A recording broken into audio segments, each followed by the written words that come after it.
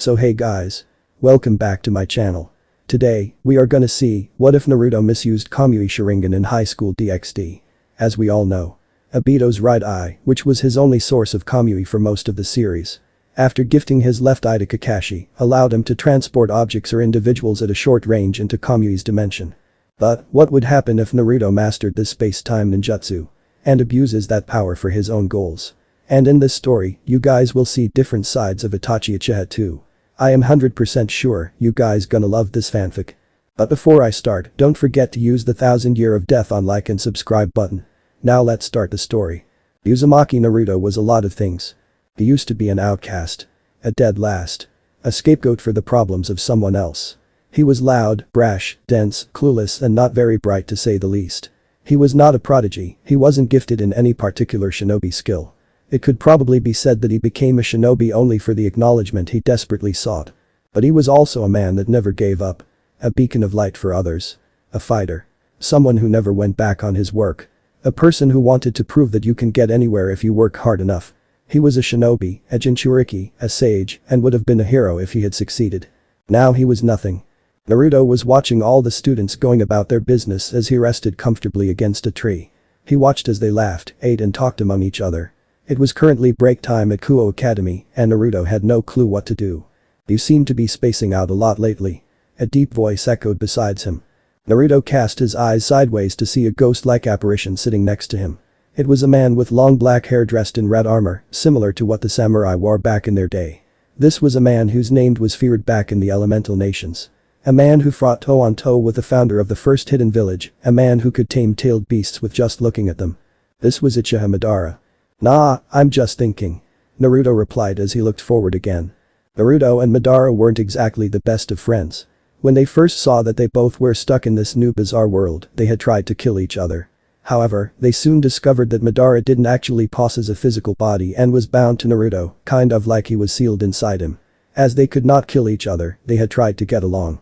Their current relationship was based on feelings of mutual respect and acceptance. And since they were stuck together, they might as well make the best out of it. You know we've been watched lately, right? Madara asked as he narrowed his eyes slightly. Chen. You mean those two, don't you? Those two in question were leaning on a wall a few meters away from Naruto and Madara. Naruto recognized them as Hayato Issei and Kibayudo, both second-year students and member of the so-called occult research club. They were currently talking to each other, almost whispering, and were throwing suspicious glances towards Naruto's direction. We should be careful, Naruto, I sense a strange energy coming from them, it is almost like they aren't human. Madara said as he tried to run his hand through his hair, only for his hand to phase right through him. Naruto sighed as he closed his eyes. Yeah, those two are definitely different. And the way they're looking at me, Naruto said as he cringed slightly. Well, it isn't really strange. I mean, when I'm talking to you, it looks like I'm talking to myself. Maybe they're thinking that I'm shizo. Schizophrenic, Naruto. Yeah, exactly that. Naruto opened his eyes and looked toward Issei and Yudo. He caught Yudo's gaze and the two stared at each other like time had frozen. Naruto's eyes briefly flashed red and immediately averted his gaze after that. Yudo's eyes widened as he nudged Issei to come with him. Madara sighed in annoyance as he saw what Naruto just did. Don't go showing your powers like that, you imbecile. For all we know, they might be our future enemies. We should come up with some kind of plan to deal with them. Madara finished as a concentrated look appeared on his face. Naruto snorted and rolled his eyes. Please, last time you came up with a plan you tried cast a Genjutsu on the moon. That didn't exactly end well. Madara turned his head towards Naruto and narrowed his eyes dangerously. Oh, you're one to talk. At least I didn't spend half my life jazzing after some kind of gender-confused emo child. At least I didn't leave my village because I got free ensign by Hashirama. You whiskered freak. Red-eyed maniac. Stupid shinobi that can't do anything without his foxy friend. Useless fodder that got one-shotted by Zetsu. No. Needless to say, these feelings of mutual respect were often disregarded. So you didn't find out anything new? Issei shook his head in response to his Boku's question. He and Yudo were originally tasked to find out more about Uzumaki Naruto, a mysterious third-year student that had appeared about nowhere. No heritage, no address, no phone number, there was literally nothing they could find about this enigma. Rias sighed as she leaned back in her chair. She had detected a mysterious energy within Naruto, and assuming that it could have been a sacred gear, Rias wanted to find out more about this mysterious boy to see if he could perhaps be a nice addition to her peerage. Actually, I think I may have seen something. Ria's head turned towards Yudo, and she waited for him to tell what he had seen. Her expression was calm, but on inside she was excited, craving for information. She wanted to find out more about this Naruto, and would not rest until she had. Well, Hayato-kun and I were observing Naruto, he actually caught me looking at him. This gained Ria's attention immediately. He just kept staring at me, and I stared right back at him. I wanted to look away, but I just couldn't. Yudo looked down briefly, as if he had been reminded of a bad memory. Then I saw it. His eyes were red, and there were small black dots around his pupil. That was all I saw before he stopped looking at me. Rias folded her hands under her bust and looked down on her desk. She had never heard of a power like this. There were sacred gears that were used through eyes, her bishop sacred gear was a prime example. But she had never heard of these red eyes with black dots around the pupil before. Naruto had just gotten a lot more interesting than he already was. Rias felt some kind of feeling that made her want to chase after this boy. Maybe it was her interest in making her peerage stronger, maybe it was something else. Issei snorted and slightly nudged Yudo in the side with his elbow. Come on, pretty boy. You can't just start making things up so you can just get Baku's approval. Hiba frowned. I wasn't making anything up. Issei put his hands in his pockets and looked away. Of course you didn't, pretty boy, of course you didn't. Hiba and Ria's sweat dropped at Issei's behavior. Rias then closed her eyes and took a calming breath. Well, it wasn't much information, it was still better than what they had before. You two aren't going to do any contracts tonight. Issei and Yudo looked at Rias with confused looks on their faces. What are we going to do instead? Are we going to kick some stray devil's ass or something? I've been waiting to test out my bad sacred gear. Issei finished as he flexed his arm. Rias smiled slightly at Issei's eager behavior. No, you two are going to shadow Naruto tonight. Yudo nodded while Issei face faulted. Oh come on, but you. We've been stalking this dude for weeks and we haven't got anything useful. Issei whined. Well, Issei, Rias started as she stood up from her chair and walked over to him. I'm sure that if you do your job well, that you'll be rewarded handsomely, Rias said as she stroked Issei's cheek. Fire was now burning inside his eyes, and with newfound strength he pumped his fist into the air. Yosh. I will follow this Naruto to the end of the world if I have to. Cause you better remember, those op-I are going to be mine. Rias smiled awkwardly and patted Issei's cheek. That's a good devil. Naruto sighed as he kicked a stone along the path. It was now in the middle of the night and Naruto was walking home from his job. And he was extremely bored. The bored Uzumaki Naruto is never a good thing. What to do? Naruto sighed once again, enjoying the cool breeze. It had reminded him of those nights he used to spend on the Hokage monument, looking down on Konoha, playing tag with his shadow clones on Tobirama's head, just sitting and thinking about absolutely nothing as he sat on his father's head. Naruto smiled at the memories. Those were the good times. Unknown to Naruto, Issei and Yudo were standing behind a wall, following him. Yudo was leaning against the wall, while Issei had taken a more professional approach to their spying and was holding 2 tree branches in his hands and was wearing a hat made out of leaves. Yudo sighed in frustration as Issei was doing weird poses to blend into the environment as he had put it. Yudo's eyes widened as Naruto suddenly froze in his steps. Yudo quickly grabbed Issei's collar as he pulled him into the bushes. What the hell, pretty boy? White. He stopped walking. Yudo hissed as he looked towards Naruto. Issei's eyes widened as he looked at Naruto, who had still not moved. Yudo's brow furrowed. This would be a chance to get answers, and he would not let it slip. So you're not one they told me to after. You don't look like much. Issei and Yudo turned towards the source of the voice. Their eyes widened in horror as they saw who it was. That's the same fallen angel that attacked me. Issei whispered. He turned towards Yudo and gripped his shoulders. We have to help him. He won't stand a chance. But you told us not to interfere. But. Orders are orders, Hayato-kun. Yudo hissed. Issei gritted his teeth and clenched his fists tightly. He may not know this Naruto guy, but he couldn't just stand here while he would get butchered by a fallen angel. He had been in the same position as Naruto, and being killed by a fallen angel wasn't really something to look forward to. Yudo, however, had narrowed his eyes as he looked down. Why did Rias tell them not to interfere? Did she know that Naruto was being targeted by fallen angels? Was this some kind of sick plan to reincarnate him as a devil and put him in her peerage? Issei's and Yudo's attention was soon caught by the fact that Naruto had just turned around. He had rather boring look on his face and still held his hands in his pockets. Who the hell are you? Naruto asked. Oh, how rude of myself. The fallen angel said as he bowed slightly. I am Donaseek, a fallen angel. I think it's only fair to know your executioner. Donaseek said with a chuckle. Naruto just rose a brow at the fallen angel's response. Well, Fedora guy, I'm kinda tired and stuff, so maybe you can hell off and go bother someone else. Issei's and Yudo's jaw dropped. This boy was standing in front of a supernatural being that could probably kill him in a blink of an eye, and he wasn't even scared. Donaseek's eyes narrowed at the boy. Such vulgar language, and I wanted to make your dead quick and painless, it's a shame really. Donaseek then formed a light spear and threw it at Naruto. Naruto's eyebrows rose up as he sidestepped and evaded the spear. The ho-ho, fedora guy is throwing things around now. Your aim is a bit off. Naruto taunted. Impossible. No human should have the reflexes to dodge that, Donaseek shouted with rage evident on his face. Naruto chuckled. Well, I'm not your average human. Naruto charged at Donaseek, who in response threw 3 light spears at him. Naruto dodged the first 2, but was hit straight in the chest by the third one. Issei's and Yuuto's eyes widened in horror, and Donaseek smirked victoriously.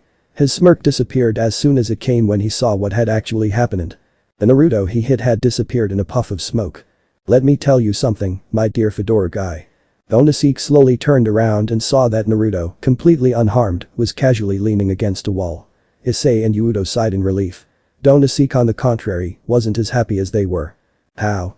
You know, I have some pretty flashy things I can do, just like you can throw your fancy spears. Naruto started as he slowly started to walk towards Donaseek, a grin growing on his face. But you're not really entertaining to dance with, so I'll finish you quickly. Donaseek now had an expression of pure rage on his face. How dare you make a mockery out of me, you filthy human. I will annihilate you. Donaseek shouted as he started to from an extra large light spear. He then realized something. Naruto was already gone. Donaseek screamed out in pain as he felt something wrap around him and starting to crush him. He turned his head to see Naruto with a black aura around. A black skeletal arm was growing out of his shoulder and was holding Donaseek. Hop. The hand started to apply more pressure on Donaseek's body. He was trying to squirm out of the hand's grip, but to no avail. He looked at Naruto in absolute horror and saw that Naruto's eyes were red with a pinwheel-like shape where his pupil was supposed to be. Those. No, please. Release me. I can give. The weasel. The hand then crushed Donaseek, leaving his broken and bloodied body. Issei and Yuuto were just watching, wide-eyed and slack-jawed. Was Naruto actually still a human? Naruto sighed as he walked over to Donaseek's corpse. Not much of a talker now, fedora guy. Naruto chuckled dryly and kicked the corpse slightly. Yuuto watched on carefully when he saw the space around Naruto slightly deform and take on the shape of a spiral. Is that some kind of spell? Yuuto thought as he observed Naruto. The spiral started to spin faster as Donaseek's body was sucked into Naruto's left eye. After the body had been completely sucked in, Naruto's left eye started bleeding slightly and both his eyes reverted back to their normal blue color. Naruto wiped the blood on his face away with his sleeve and sighed once again. He then turned around to walk away but stopped after taking a few steps. It would be really bad if someone would have seen this bloody mess. Naruto stated in an annoyed tone. Issei and Yuuto were completely frozen. Had he caught them? Did he already know that he was being followed by Theme before the fallen angel had even arrived? Their questions were not answered as Naruto calmly walked away, whistling a tune like nothing had happened before. Yuuto's eyes were completely glued onto Naruto's form until he disappeared out of sight. Yuuto and Issei did not know what to do. They sat there in the bushes, silently thinking about Naruto. That was until Issei broke the silence. Well, shit. Sweet. Home. Naruto let himself fall onto the bed, tired of all the events of today. He knew that there was something strange in this world, but he had not expected to be filled with angels, fallen angels and devils. He already knew that something was wrong with that little occult research club back at school, but he couldn't tell what it was. After doing some extensive research on his phone while he was walking home, Naruto had found out that the school was actually owned by a rather powerful devil family, the Gremory family, which coincidentally the leader of the occult research club was part of. You made quite a show out of that, didn't you? Madara said as he appeared inside Naruto's bedroom. His black-winged buddies will now know not to hell with the great Uzumaki Naruto. Naruto said with a proud grin. And besides, what should I have done? I wouldn't want that heller to stick a light spear in my gut, how would I eat my ramen? Naruto asked himself in a horrified voice. Madara sighed frustratedly. I mean that you should have finished it faster, you idiot. You knew those the devils were watching you, and yet you just had to use Susanoo. What's the point of having these fancy eyes if can't use the fancy jutsu that come with it? Naruto snapped. You should be happy I actually fought the man instead of just getting the hell out of here. I mean, you're always nagging about how you want to have a good dance and shit. Naruto had now buried his hands in his face. This day had already been bad, and Madara's scolding just made it worse. Madara huffed and crossed his arm childishly. It still wasn't a good dance. You know what, Madara, I'm going to sleep. Naruto changed into his sleepwear simple gray sweatpants without a shirt and climbed into bed. He knew he probably wouldn't fall asleep anytime soon with all these thoughts on his mind, but he couldn't help but grin. Life just got a hell of a lot more interesting. Naruto snorted as he woke up to the sound of the alarm. As soon as he sat up straight, the memories from yesterday flooded his mind. Issei and Yudo stalking him, that fallen angel that attacked him, finding out about the supernatural world, Madara being a douchebag. Naruto rubbed his eyes. I should really cut down on the drugs. You know it was all real, right? Madara said as he appeared inside Naruto's bedroom. No shit Sherlock, why do you always have to ruin everything? Naruto stood up from his bed and got dressed. He walked over to the kitchen and decided to have some cereal for breakfast. As Naruto was enjoying his food, Madara appeared again. So Naruto, are you going to join those devils? Madara asked as he leaned over the table slightly. Naruto almost choked on his cereal. Are you crazy? I got attacked by a fallen angel last night. If they're already targeting me, how am I going to deal with them once I join their life-sworn enemies? They could help us achieve our goal. Madara tried to argue. They don't even share our goal, Maddie-chan. A tick mark appeared on Madara's forehead as Naruto called him by that infamous nickname. They're probably just doing what devils are supposed to do. They're not interested in peace. Naruto said in a quiet tone as he looked down on the bowl of cereal. Madara shrugged.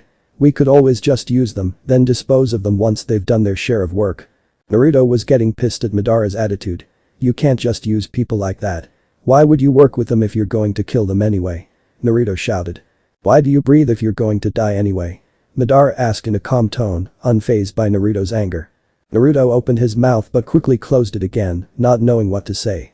Not wanting to continue this argument, he resumed eating his cereal again. Madara sighed. Look, Naruto.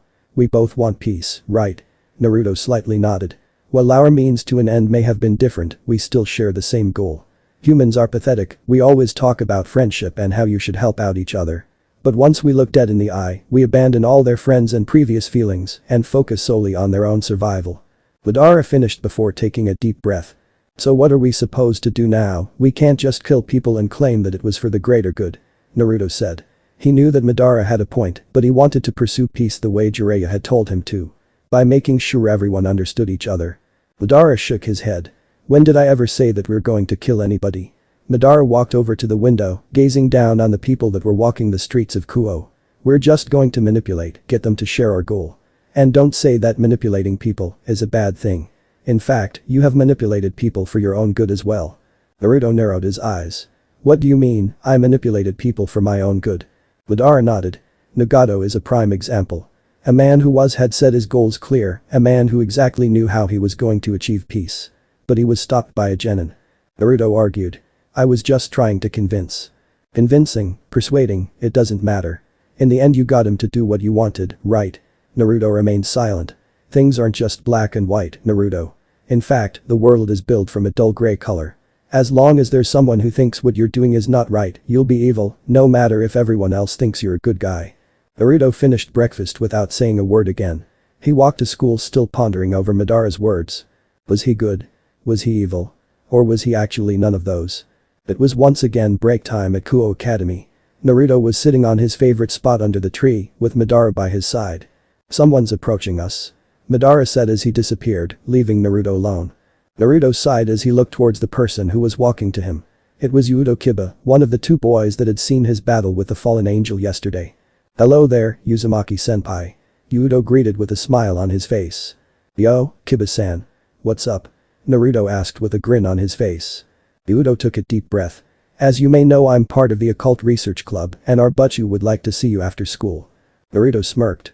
Is this about my little adventure from last night? Kiba gulped. Naruto probably knew that Rias wanted to approach him. Partially. Butchu Owls has an offer for you. An offer, huh? Naruto said as he assumed a over-exaggerated thinking pose. Tell her I have no interest in joining your little devil club. Naruto answered with a wide grin. Kiba's eyes widened. Why you know? Naruto had a confused look on his face. No what, Kiba-san? Yudo gritted his teeth in frustration. He couldn't just start telling everything about his peerage in public. He then walked away from Naruto to report his results to Rias. Naruto's grin only grew wider as he watched Yudo walk off. He knew there was no going back now. Rias, our game is on. Yudo walked into the club room sweating bullets. He knew Rias wasn't going to be happy with Naruto's decision and he wouldn't want to know what she was going to do too with him. Ah, Yudo. Rias exclaimed as she stood up from her chair. Yudo noticed that Akeno was also there, standing behind Rias with that creepy smile of hers. So, did Naruto agree to come after school? Rias asked as she walked over to Yudo. Yudo took a calming breath. He refused, but you. Rias kept on smiling. I see. We'll have to. What did you say? Rias asked in a deceptively sweet tone. Yudo gulped. He said he didn't have any interest in joining our little devil club as he put it. Rias' expression turned to one of anger. How dare he refuse me? Is this the game you want to play, Uzumaki Naruto? Well then, you got yourself a game. Rias shouted as she stormed out of the club room. Yudo's sweat dropped. Why does she want to have him in her peerage so badly? Akeno giggled in her hand. Ara. Rias is going to need all the help she can get in a short amount of time, Kiba-kun. Thank the sage, I would have survived in that classroom any longer. Naruto and Madara were currently walking back to Naruto's apartment. Little did they know that they were followed again. You need school, Naruto. You might not be as stupid as you were before, but… Uzumaki Naruto. Naruto and Madara slowly turned around to see a red-headed girl run towards them. Naruto's eyebrow rose up when he recognized the girl as Rias Gremory, the evil mastermind behind the whole Let's Talk Naruto plan. Rias stomped over to Naruto and accusingly pointed a finger at his chest. You think you can get away from me, huh? After my pawn and knight saved you, you can't even show up just to talk. You owe me your life. Naruto seemed unfazed by Rias' rant. Look, woman. Those two wimps you sent after me didn't do shit. I actually had to kill that fallen angel on my own, so I don't own you shit. Rias' eyes widened after she heard her pieces had lied to her. Did they actually think they could escape her wrath? In case you still haven't gotten the hint, I don't want to become a devil. However, Naruto said as he stepped somewhat closer to Rias. Rias' brow furrowed. What? I guess we could work out some kind of agreement, right? Madara was now crying tears of joy because he was now completely sure that Naruto had actually followed his advice. That's my boy. Tame that woman like I tamed the Biju. Naruto's eye twitched slightly. Well, I don't have to be a devil to be able to help you and your club, right? I mean, you were originally interested in my power, if I recall correctly. Naruto smirked slightly as he activated his Sharingan. Rias gasped as she reached out to touch Naruto's face. She observed his blood-red eyes, the three tomo dangerously spinning around his pupil. Incredible, she managed to mutter out. Then take your hand off my damn face. Rias snapped out of her stupor and immediately retracted her hand with a small blush on her face. I'm sorry. Since we're now going to work together, I think you should get to know me and my peerage better. Don't you think so, Naruto-kun? Naruto's eyebrow rose up. So it's Naruto-kun now, eh? He asked with a small grin on his face. Rias smirked playfully as she nudged Naruto in the side. Oh, you know you like it when I call you that. Now let's go back to school so I can introduce you to everyone. Rias said as she turned around and beckoned for Naruto to follow her. Naruto sighed and followed after her. Rias was certainly a strange woman. Troublesome, as Shikamaru would have put it. And I thought I wouldn't have to go back to school today. Naruto sat down on a couch as he inspected the club room. It was designed with a Victorian-like style in mind. Naruto ignored everyone else in the room and patiently looked at Rias, waiting for an explanation. Welcome, Naruto-kun. As you already know, everyone present here is a member of the Occult Research Club. This club, however, is just a mere facade. We're in fact all devils. Bat-like wings soon emerged from Ria's back and the other soon followed suit. Naruto just kept on looking, slightly interested. I assume you are familiar with the game of chess, Naruto-kun? Rias asked. Naruto nodded but was slightly confused. What the hell does that have to do with any of this? You see, every devil here can be associated with a chess piece. I am the king. Rias then pointed at a raven-haired girl with her hair tied into a long ponytail. This is Akeno, she is my queen. She mainly specializes in magic and is my second in command. Akeno smiled sweetly at Naruto. Ara. I hope we can get to know each other better, Uzumaki-kun. Likewise, Akeno-san. Naruto said with a grin. Rias sighed at her queen's behavior. Next up is my knight, Kiba. A knight specializes in speed and Yudo here also possesses a sacred gear. Naruto gained a confused look. Sacred gear? He asked. Rias nodded. Sacred gears are special items bestowed upon humans by God. Everyone except Naruto seemed to flinch slightly at the word God. They possess unique powers that prove extremely viable to both humans, devils and angels. Naruto nodded and turned his head towards Yudo. Yudo smiled in return and bowed slightly. I hope we can get along, Uzumaki-senpai. No need for the formalities, Yudo, just call me Naruto. We're colleagues now, right? Naruto said with a grin. Yudo just smiled and nodded his head. Rias coughed in her hand to regain everyone's attention. Next up we have my rook, Kaneko Taojo. A rook mainly specializes in Rias, then turned her head towards a small girl that was sitting on the couch across from Naruto, eating sweets. The girl looked up from the bowl of food and directed her gaze towards Naruto. "Nice to work with you, Naruto-san," Kaneko said with a monotone voice as she immediately started eating her sweets again. Naruto's sweat dropped and looked at Rias again, signaling for her to continue. "And last but not least we have my pawn, Hayato Issei. A pawn can promote to either a queen, knight or rook when in enemy territory. Issei here also possesses a sacred gear. Yosh. I hope we can kick some ass together, Naruto-senpai. Perhaps you can even help me become a harem king, huh?" Issei asked as he looked at Naruto with twinkles in his eyes. Naruto narrowed his eyes at Issei. "You're one of those filthy naughty, aren't you?" Issei started to sulk as a dark cloud appeared above his head. "Why does no one like naughty?" "Because you're disgusting," Kaneko answered, not looking up from her bowl of sweets. "Why do you hate me so much, Kaneko-chan?" Naruto just blinked while Rias rubbed her forehead. "Alright, Naruto-kun. I've told you everything about my peerage. So I think it's only fair that you tell us something about your powers, don't you think?" Rias asked with a smile. Naruto sighed. "I guess you're right." Naruto then activated his Sharingan, gaining everyone's attention. "My power is called the Sharingan. It allows me to predict my enemies' movements and copy their moves. I basically see everything in slow motion. You also need some decent speed, because if your body can't keep up, the Sharingan is basically useless in battle." Rias nodded. "Interesting, is there anything more?" Naruto threw a quick glance towards the right corner of the room, where Madara was standing. Madara nodded at him and beckoned for him to continue. Naruto silently thanked every deity he knew that he was the only one who could hear and see Madara. "There's actually a second stage to the Sharingan," Naruto said as a pinwheel formed around his pupil. "This is called the Manjikyu Sharingan. Once this level is achieved, special powers are bound to each of the user's eye." Udo was immediately reminded of the strange technique Naruto used to remove the fallen angel's corpse. He assumed that it was the special power bound to Naruto's left eye. "And how do you unlock the second stage, Naruto-kun?" Rias asked out of curiosity. "You kill someone close to you." The room was silent as they took in what Naruto just said. "Why you actually killed someone that was precious to you?" Issei asked in a shocked voice. Narrator sighed and deactivated his Sharingan. "I don't want to talk about it." Naruto then stood up and walked towards the door. "I guess that was all. You know where to find me when you need me." The space then started to deform around Naruto's left eye and he disappeared inside the swirl. No one said a word. There was a lot more to Naruto than they had first thought. Rias was in deep thought. She knew that Naruto had held back information about himself and his powers. She understood that he couldn't trust completely yet, but it would be essential if they wanted to use this little alliance of theirs to its fullest potential. "I will find out everything about you, Uzumaki Naruto." Naruto appeared back in his apartment. For some reason, he felt extremely tired and his head hurt like hell. He just wanted to go to sleep. "So how'd I do, Maddie-chan?" Silence. "Maddie-chan."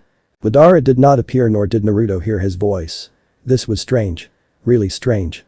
"No time for games, Maddie-chan. Just come out," Naruto asked in an annoyed tone. Naruto heard a strange sound near his window. He walked towards it and saw a crow flying away.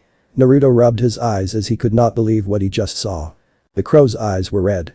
"I should really get some sleep," Naruto said to himself as he went to his bedroom. His head felt extremely light and his vision was a bit fuzzy. Naruto let himself fall down on the bed and he closed his eyes. Only to open them a second later and find himself in a forest. What the hell? Naruto looked around. The moon in the sky was red. Crows were flying around everywhere. The trees in the forest were some of the tallest that Naruto had ever seen, even taller than those back in the Forest of Death. Madara? Kurama? Anybody there? Naruto assumed that this was his mindscape. He had not come in contact with Kurama ever since he had arrived in this new world. He couldn't use his chakra cloak and couldn't even enter his mindscape. He wasn't even sure if Kurama was still with him. Naruto walked deeper into the forest, not knowing what to expect. He silently hoped that he would encounter Kurama, but something was off about this mindscape of his. It was completely different. Naruto eventually came across a clearing with a small lake. In front of the lake was a figure sitting on a stone. The figure slowly turned around and looked Naruto straight in the eyes. "Why hello there, Naruto-kun. Do you know how long I've been waiting for you to arrive?" "You?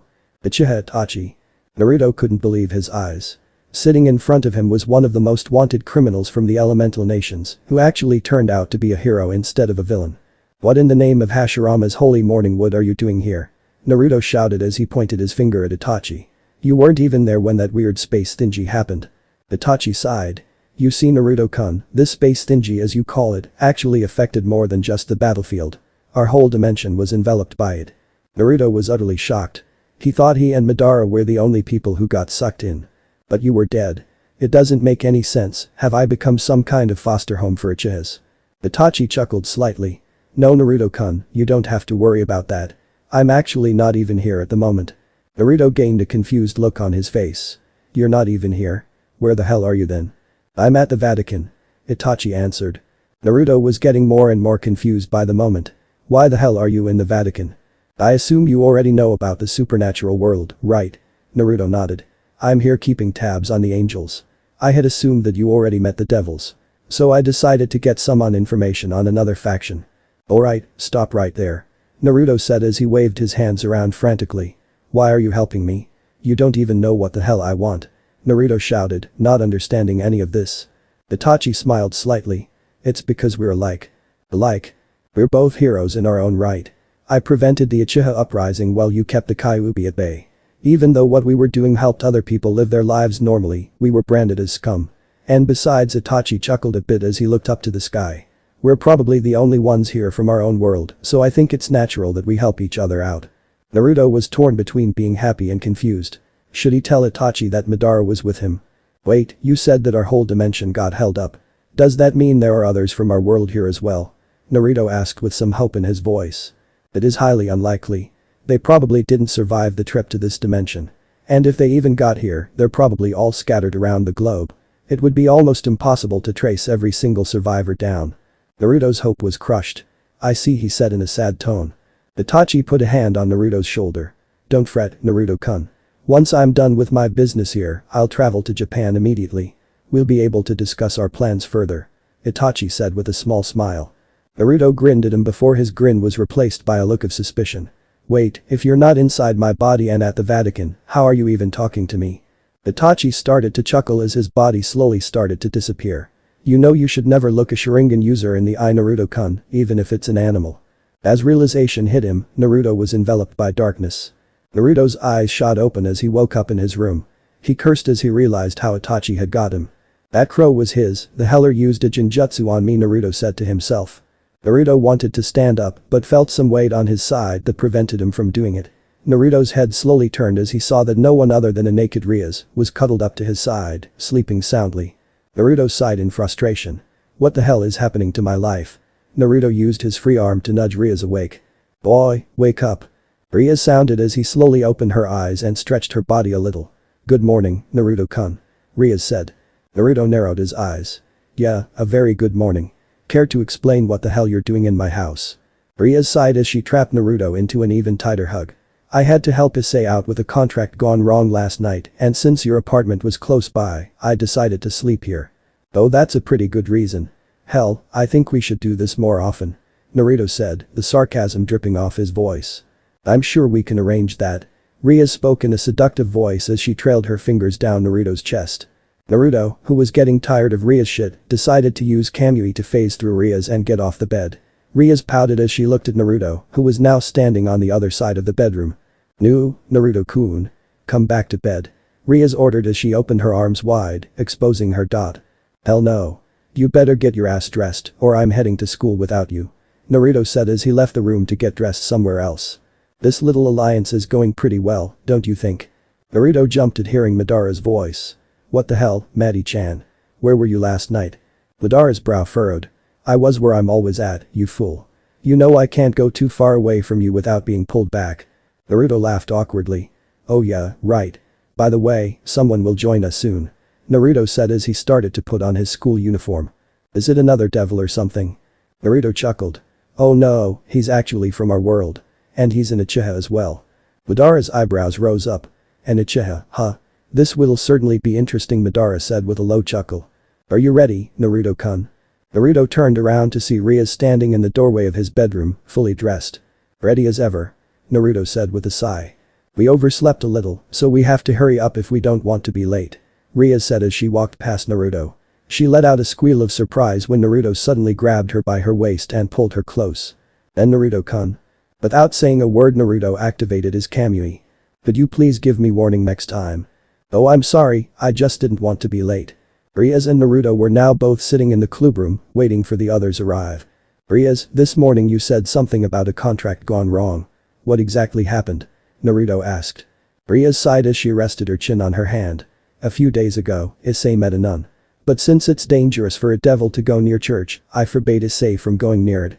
Last night, Issei was lured into a trap by a stray exorcist. He encountered the same nun there, and he has been upset ever since. Rias finished.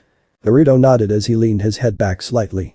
Well, if the naughty doesn't want to get killed, I'm sure he won't do anything stupid. How wrong he was. Not a second later, both Issei and Yudo walked into the room with nervous looks on their faces. Welcome boys, how nice of you to come. Rias said in a deceptively sweet tone. The boys remained silent. Care to explain why you lied about saving Naruto-kun from the fallen angel that attacked him? Well, but Yudo started. You told us not to interfere, but we didn't want to make you worry because Naruto-senpai had killed a fallen angel. Yudo finished. It was all his idea. I didn't have anything to do with it. Issei shouted as he pointed at Yudo. What? You're actually the one who started lying in front of Butchu's face. Lies, pretty boy. Those are all lies. Silence. Rias raised her hand, gaining the attention of the two boys. I hope you both understand that you'll be punished.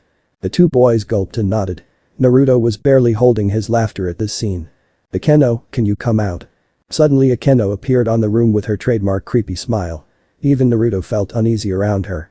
Akeno hasn't got the chance to use her new spell, so I figured you two would be perfect for target practice. Rias said with a smile. Akeno had a small blush on her face as she licked her lips. Ara, why don't you two come with me? Udo and Issei gulped for one last time as they followed Akeno outside. As soon as they left, Naruto burst out in laughter. This is pure gold. I'm actually starting to pity those sorry souls. Rias smirked triumphantly. That'll teach them not to lie to me. Uchiha Itachi was not amused. After hearing the news of a nun with some strange healing power being transferred to Japan, Itachi was getting worried. He had no doubt that Naruto would somehow have been caught into this mess. This is starting to get troublesome. Itachi was currently hiding in a large cathedral, spying on some members of the Catholic Church that were possibly affiliated with some angel. He knew that he couldn't screw up, he needed all the information he could get before he would travel to Japan. Uo, what do we have here? Itachi slowly turned around to see two girls standing behind him. One had chestnut-colored hair and had it tied into two long pigtails. She had a rather cheerful expression on her face. The other girl had blue hair with a fringe of green on the side. She looked at Itachi with a cold look. Who are you, intruder? The blue-haired girl asked in a cold tone. Itachi's face remained emotionless. It's not really appropriate to ask for someone's name when you haven't introduced yourself yet. Don't play games with. Of course it isn't. The brown-haired girl interrupted. I'm Arina Shidu and this is Zenobia Quarta. We were stationed here as guards. And who are you, handsome? Arina asked while she wiggled her eyebrows. Itachi's eyebrows rose up. I'm Uchiha Itachi. I'm kind of busy spying on some people here, so it would be kindly appreciated if you would leave. A spy, huh? Who do you work for? The fallen angels or those dirty devils? Zenobia demanded. I work alone. Oh, you really are an ambitious one, Itachi-kun. Arina exclaimed as she clasped her hands together. But we were told to kill any trespasser, so I'll make your death quick and painless.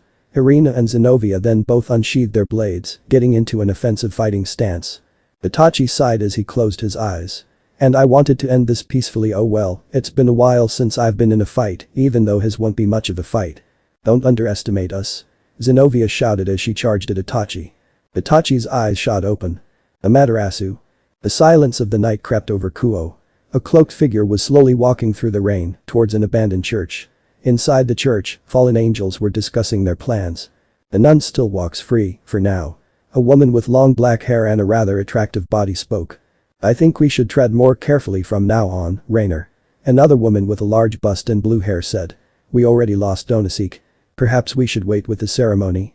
Yeah, and I don't think Azazel will be too happy with the fact that you disobeyed his orders. A small blonde-haired girl added. No. We need that sacred gear as soon as we can get it. Raynare snapped at the two. Azazel hasn't done a thing yet, and it's been days since I killed that pathetic boy. Azazel has better things to do. The leader of the fallen angels doesn't really sound like a competent man. A deep voice echoed through the church. The fallen angels turned their heads to see a man cloaked in black. He was wearing an orange mask with a spiral design. The only feature of his face they could see were his blood-red eyes. Raynare narrowed her eyes at the figure. Who are you? How did you get in here? The figure chuckled as he walked closer to Raynare. How interesting. You fallen angels intrigue me. It seems like you don't even care that your comrade died. You can think about that some more once you go to hell. Raynare shouted as she threw a light spear at the man. Only for it to phase right through him. In the blink of an eye, the man had appeared in front of Raynare and had grabbed her by her throat. He slammed her into a nearby wall. Now listen here. The man said slowly as he dangerously glared at Raynare. I'm only interested in the sacred gear. I don't care about you or your black-winged friends. You're my slaves now and will follow my orders. I won't be like you previous leader, remember that. If you disobey me, I won't hesitate to kill you. The man then released Raynare, making her gasp for air. The man then turned around to face the two other fallen angels, who were trembling in fear. I need some more information. What do you know about the sacred gear?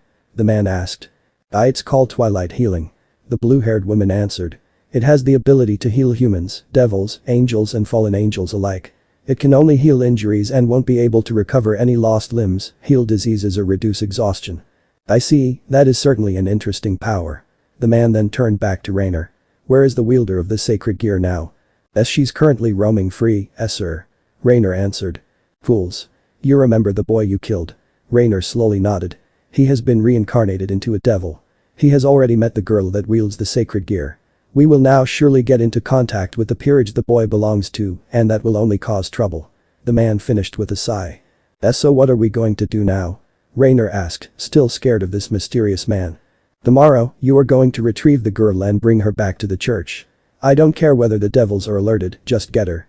Extract the sacred gear from her and wait until I arrive. But what about us? What will we do once you take the sacred gear? The man looked Raynare into her eyes. She almost felt hypnotized by the red color. She wanted to reach out to him, follow him, obey him. You run. Raynare just dumbly nodded, like he had said the most obvious thing in the world. Now prepare yourself for tomorrow. I have some other things to take care of. The man said as he started walking off. Wait. The man turned around to see Raynare running towards him. Who are you, if I may ask? Raynare asked, blushing like a schoolgirl. The man chuckled, finding it humorous that this woman wanted to know who he was so desperately and how he had turned her into his humble servant in such a short amount of time. The man looked Raynare straight into the eyes once again. I am a man known by many names. My name plants fear into the hearts of my enemies and makes my comrades sigh in relief. I am a ghost, a mere shell of my former self. I am the man who will bring change to this rotten world.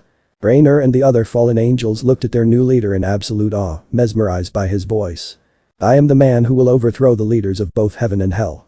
I am the man who will make humans, angels and devils kneel before me as they praise me as their new god. I am. Lightning struck as the raindrops clattered against the windows of the church. The wind howled as the man raised his hand and clenched his fist. Madara. Itachi sighed as he walked out of the cathedral that was set ablaze by his black flames. He knew he hadn't killed the two girls, but the destruction of the cathedral would certainly attract unwanted attention. And it certainly wouldn't really be beneficial for him if he had a horde of angels and exorcists hunting him. Itachi blended into the crowd that was now watching the burning cathedral. He had to get back to his hotel as fast as possible. As Itachi arrived at his hotel, he felt a strange presence. Was he already found? He slowly walked up the stairs and searched his pockets for the keys of his room. As Itachi opened the door, he saw two figures standing in his room. They were dressed in some kind of white uniform and were both wielding swords. So you're the one who started the fire at the cathedral. You will pay for your sins. The exorcists charged at Itachi with their swords raised in the air. Itachi dodged the downward slash of the first exorcist and gave him a roundhouse kick to the face, promptly knocking the exorcist out. The second exorcist pulled out a gun and aimed it at Itachi's head. Itachi quickly smacked the gun out of his hand and kicked the exorcist in the chest, making some distance between them. Itachi then ran towards the window and jumped out of it.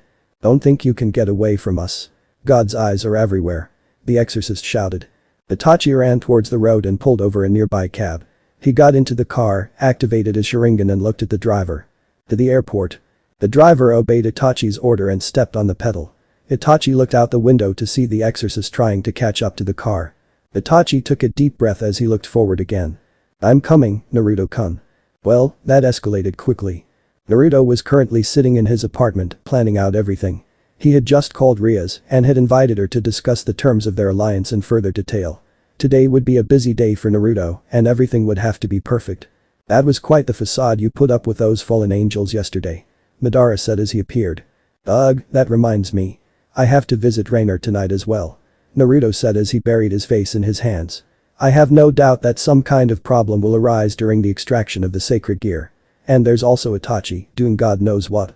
Madara's brow furrowed as he asked a question he had meant to ask a long time ago.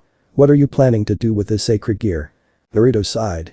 Since I've lost contact with Kurama, I can't use his chakra to heal myself anymore. This sacred gear would certainly help with getting my healing factor back up. There's more to this than you tell me. Naruto nodded. I've done some research on the leader of the fallen angels.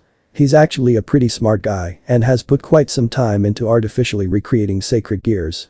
I could possibly recreate this sacred gear, give it back to the nun, and strengthen my standing with the church. Naruto and Madara were interrupted by the sound of the doorbell ringing. Naruto stood up and walked towards the door. He opened and saw Rias standing outside. Yo, Rias. Naruto greeted with a grin. Come on in. Rias smiled and entered Naruto's apartment. They quickly made their way to the couch to discuss their alliance. You wanted to talk about our agreement, right? Rias asked, her smile still on her face. Yes, indeed. Naruto took a deep breath and leaned back slightly. Well, you know about my powers and I know about yours and your peerage. We haven't exactly gotten to the point where we get something out of this. So what do you propose? I will help you in battle anytime you wish. You may call me to your aid if it's not a devil-only matter. How does that sound? Rias nodded her head in agreement. That sounds alright. So what do you want in return? Rias asked as she leaned slightly closer to Naruto, a smile still evident on her face. I know that devils help other people out in the form of contracts. I want to be able to summon members of your peerage without having to pay for it. Still doable. Rias placed her finger on her chin. She then resumed smiling once more. I can work with that. Madara, who was watching the two, smirked. Naruto had played his cards right. He had now gained more control over Rias' peerage and could use them to clean up the dirty work. Naruto, are you by any chance free tomorrow? Naruto got a confused look on his face. Yeah. Why are you asking? Naruto may be a seasoned fighter and now an evil mastermind, but he was still clueless when it came to women. I was wondering if we could hang out a bit. You know, get to know each other better. I am certain it will help our alliance grow stronger. Rias still had a smile on her face, but it was different. This smile had a more seductive ring to it. Naruto grinned. Sure. That would be nice. Madara's smirk of approval turned into a frown of disapproval. And everything was going so well, Madara muttered to himself. Well, Naruto-kun, as much as I would like to stay here with you, I have some club business to attend to. I guess I'll see you tomorrow then. Rias then walked out of the apartment, leaving Naruto and Madara alone. Naruto, you're treading on thin ice right now. Madara said with a frown. What do you mean? I'm just being nice. Like she just said, our alliance will just benefit from it. Naruto said with a shrug. Madara sighed. You're still as dense as ever. Tell me, do you think I would have disposed of Obito that easily if I would have treated him like my own son? Naruto shook his head. Exactly. You'll only end up hurting yourself if you involve yourself with that woman more than necessary. Keep your relation with her strictly professional. Madara finished. Naruto waved Madara off. Whatever, Maddie-chan. I'm going to get some training in. Naruto said as he started walking towards the door. Madara's eyes narrowed. Why would you need to train? You're already strong enough to take on most of these supernatural beings. Naruto pinched the bridge of his nose in frustration. That doesn't have anything to do with. I haven't entered Sage mode in quite some time and I got to check if I can still absorb natural energy properly. Madara snorted. Back when I used Hashirama's Sage powers, I didn't even have to check if I could still absorb natural energy. That's because you had his face where your left nipple was supposed to be, Dumbus. Naruto was now sitting in a clearing in the forest, silently meditating. He needed to concentrate solely on the purpose of gathering natural energy. Naruto felt the powers from the outside world slowly entering him. He could swear that he felt himself grow stronger as his chakra gave of a burning sensation. Naruto opened his eyes slowly, feeling the energy of all the people that were miles away from him. Naruto slowly walked over to a small stream near the clearing. He looked at the water and saw his reflection. He grinned when he saw the familiar orange pigmentation around his eyes. Naruto's happiness was soon replaced by confusion. What happened to my 6-path Sage mode that I got from the Sage? My truth-seeking balls also disappeared after I got here. I should ask Maddie-chan about it later. Naruto thought to himself. Ooh, a human that can use chakra and Senjutsu. Aren't you an interesting one, Naya? Naruto deactivated his Sage mode and turned around to see a black-haired woman standing in the clearing. She was wearing a rather loose black kimono that exposed a lot of cleavage. She wore a golden obi around her waist with a set of golden beads attached to it. But her most remarkable features were her yellow cat-like eyes, her tails and the black cat ears atop of her head. Naruto narrowed his eyes slightly but smiled nonetheless. You have no idea how interesting I can be. And who are you? The woman giggled and walked over to Naruto, swaying her hips. My name is Kuroka, I'm a Nekashu, and I have never seen such a strong and interesting man like you. How about we try making children, Naya? Kuroka asked as he wrapped her arms around Naruto and licked his cheek. Naruto tried to pry himself out of Kuroka's grip. Damn it, woman. I've just met you and you already want to have naughty, that's not how it works. Naruto exclaimed. Kuroka released Naruto and pouted. You're no fun, Naya. Kuroka then put her hands on her hips. But I agree, we should go out on some dates first and have some passionate kisses, Naya. Naruto's sweat dropped before gaining a suspicious look on his face. Wait a minute, how did you know I was using Senjutsu? Naruto asked, still suspicious of the Nekashu. Because I felt you gather natural energy, silly. Kuroka said as she tapped Naruto's chest with her finger. And besides, I can use Senjutsu myself. But that's enough about me, won't you tell your future mate something more about yourself, Naya? Kuroka said before tackling Naruto, straddling him. Naruto blushed slightly at the rather uncomfortable position he was put into. Well, the name's Uzumaki Naruto. I like eating ramen, training and my friends.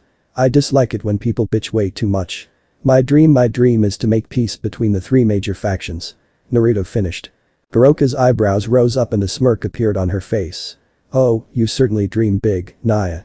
I'm actually quite happy that my future mate is such an interesting man, Kuroka said as she licked Naruto's cheek once again. Don't get ahead of yourself. Kuroka's ears suddenly twitched. She sighed as she climbed of Naruto. I'm sorry sweetie, it seems I have to go now. But I'll make sure to visit you again soon. Kuroka then pecked Naruto's cheek and disappeared like she had never actually been there. What the actual hell? Wow, Naruto. Naruto turned around to see that Madara had appeared behind him. And he was grinning. Naruto's eyes widened. It was never good when Madara was grinning. Someone would end up being destroyed most of the time when that would happen. First you gain control over Rias, then you whip that fallen angel into submission, and here you are again, hooking up with some catwoman. I never knew you had it in you. Madara said as he wiped a fake tear away. Naruto's eye twitched. Shut up, you naughty disgrace to humanity. Didn't you see what she just did? She almost destroyed me. You call that hooking up? Madara wiggled his eyebrows. It isn't destroy if you don't resist. You could have killed her if you wanted, but you just let her lick your face off like you were a bowl of milk. Damn it, you naughty. You're probably just jealous that you can't get laid because you're some kind of stupid ass ghost and I got all these hot bitches chazzing me. Naruto shouted as he accusingly pointed his finger at Madara. Madara scoffed. I could get laid whenever I want. I just have to snap my fingers and the women will flock me. Madara stated in an arrogant tone. Naruto snorted. Yeah, right. Isn't it kinda hard to have naughty if you'll phase right through her? Why, you little. Naruto raised his hand. Enough, Maddie-chan. I have to prepare myself for my meeting with the fallen angels tonight. What are you going to do with them once you've gotten the sacred gear? Madara asked. Naruto sighed. I can't just kill Raynare. She might also have further use for me in the future, so I'll keep her alive for now. Smart thinking. And if you would kill her, we would lose our main connection to the fallen angels. That would set back our plans by a large margin. Exactly, now we just have to hope the extraction process goes without too much trouble. Naruto finished as he and Madara started to walk out of the forest. Once he got out of the forest, Naruto decided to take a walk through the park to clear his mind. Little did he know, the walk would be everything but calming. As Naruto walked through the park he suddenly heard a scream. Naruto decided to check it out and stumbled on an unexpected surprise. Asia. Naruto saw Issei standing near a small blonde-haired girl. To Naruto's shock the two were separated by a light spear. Naruto turned his head slightly to see a figure flying above Asia. The figure had black wings. It was Raynare. Oh for hell's sake, Naruto cursed under his breath. Issei-san, I want to thank you. Asia started with tears in her eyes. Asia, no.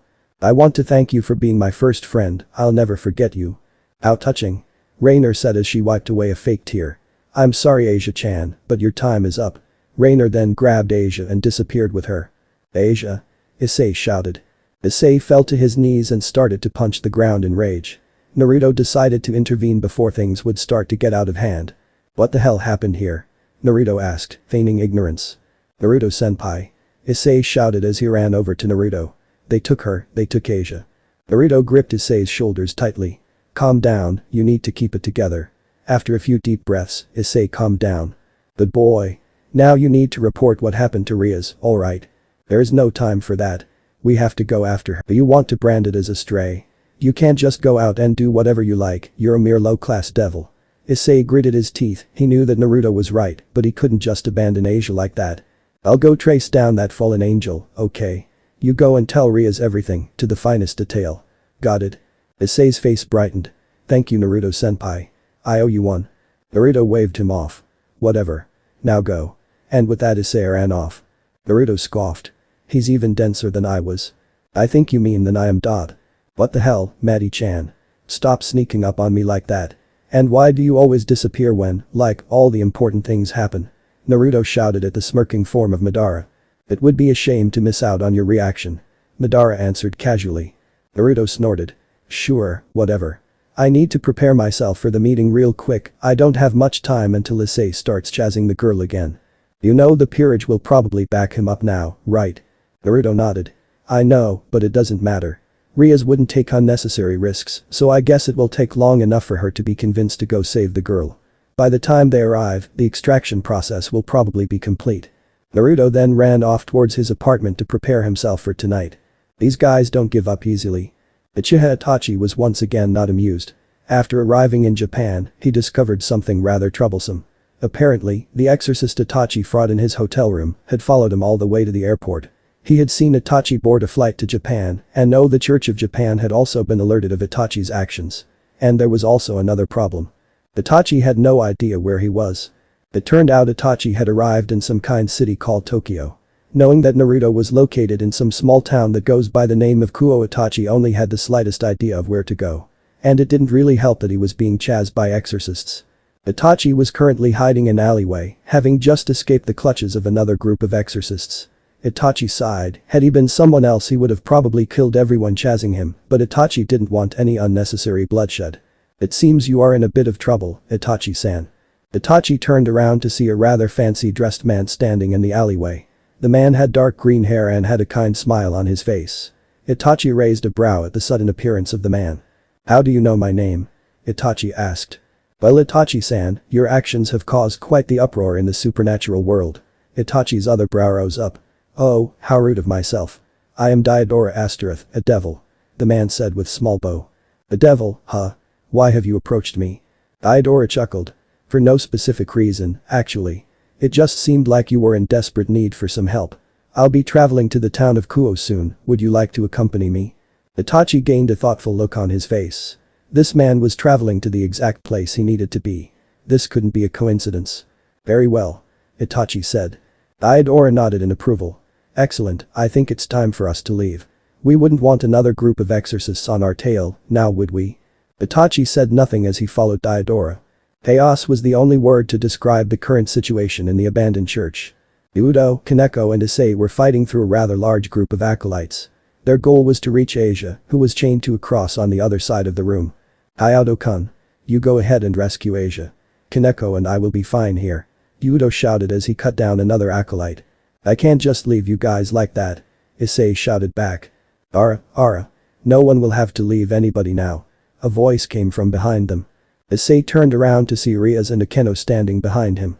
Akeno-san, but you. Issei shouted in relief. Akeno, clean this mess up. Rias ordered. Akeno licked her lips. With pleasure, but you. Akeno then flew into the air and started throwing lightning bolts, killing all acolytes. Yosh. Issei said as he pumped his fist in the air. Now let's go get Asia. Unfortunately they were too late. The green light surrounded Asia as she screamed out in pain. Her eyes went dull and lifeless as her head hung limp. 2 small silver rings were levitating above her body. Raynare smiled maniacally as she grabbed the sacred gear, cradling it in her hands. Issei fell to his knees. No Asia, she did nothing wrong, she just wanted a friend, why would you do this her? Issei yelled as tears rolled down his cheeks. Raynare laughed. Foolish boy. Did you really think you? Well this is quite the scene. Suddenly a man had appeared next to Raynare. He was wearing a black cloak and wore an orange mask. Raynare's eyes widened as she started to tremble slightly. Madara-sama. Rias and her peerage looked on in confusion as the man chuckled. You did a good job, Raynare-chan. Madara said as he stroked Raynare's cheek. Now where is the sacred gear? It's right here. Raynare quickly answered as she handed over the sacred gear. Madara held the sacred gear in his hands and held it close to his masked face. Remarkable. Madara said before putting the sacred gear away, hiding it in his cloak. He turned to Raynare once again. You remember what I told you to do, right? Raynare nodded as she created a light spear. She threw the light spear to one of the church's windows, breaking it. She then spread her wings wide and flew through the opening she had created for herself, disappearing into the night. Well, that's that, Madara said to himself. You're the one behind this. I'll kill you. Issei shouted as he charged at Madara. Issei, no. Rias shouted, but her call was unheard. As Issei's sacred gear almost made contact with Madara's mask, Madara caught Issei's fist. Before Issei could get over his surprise, Madara had punched Issei in the stomach. The sheer force of the punch sent Issei flying to the other side of the room. Issei. Madara scoffed. You're not even worth to dance with. You should learn to control your slaves, Rias Gremory. Rias glared at Madara. Who are you? Rias demanded. Madara chuckled. I am Uchiha Madara. But that is of no importance for now. My current goal has been accomplished, so I shall take my leave. But I am sure we shall meet again. Madara's body then turned into a flock of crows. The crows flew out of the same window Raynare left through, leaving Rias and her peerage to their thoughts. Raynare was sitting in an abandoned house she had found. She had trouble dealing with this new feeling she was experiencing. She was scared. She did not know what to do. Would Madara kill her now that she had served her use? Would he just leave her to rot, waiting until a devil or exorcist would take her life? You seem to be quite nervous. Raynare's head snapped towards the direction of the voice. Standing in the room was Madara. Madara-sama. Raynare exclaimed as she stood up. I'm glad you're safe. I'm sure you am, Madara said as he walked towards her. Madara-sama, may I ask you something? Raynare said, uncomfortably fidgeting with her fingers. What is it? Raynare took a deep breath. What will happen to me now? Naruto frowned under his mask. He had to hand it to Obito, he would never be able to act like that man. The real Madara would have no problem with killing her right now. But Naruto wasn't Madara. He would probably come to regret this decision. You are going to stay with me from now on. Raynare's eyes widened. To Naruto's surprise, Raynare threw herself at Naruto and cried in his chest. Thank you, Madara-sama. Raynare managed to stutter out between sobs. Sure, whatever. Madara said as he awkwardly rubbed Raynare's back. Come, it is time for us to depart now, we shall discuss this further at my hideout. Madara used Kamui to transport himself and Raynare to his apartment. Naruto sighed as he sat down on his couch with Raynare sitting beside him. He took his hood and mask off, revealing his face. Raynare blushed at Naruto's handsome features. Alright. Naruto started. We have to go through a few things first to make it work. When I'm wearing my mask, you will refer to me as Madara. When we're with other people and I'm not wearing my mask, I go by the alias of Uzumaki Naruto. When we're alone, you can call me however you like. Got it? Raynare nodded. Naruto smiled slightly in return. Good. Second of all, you cannot show that you're a fallen angel. Raynare looked confused. Let me explain.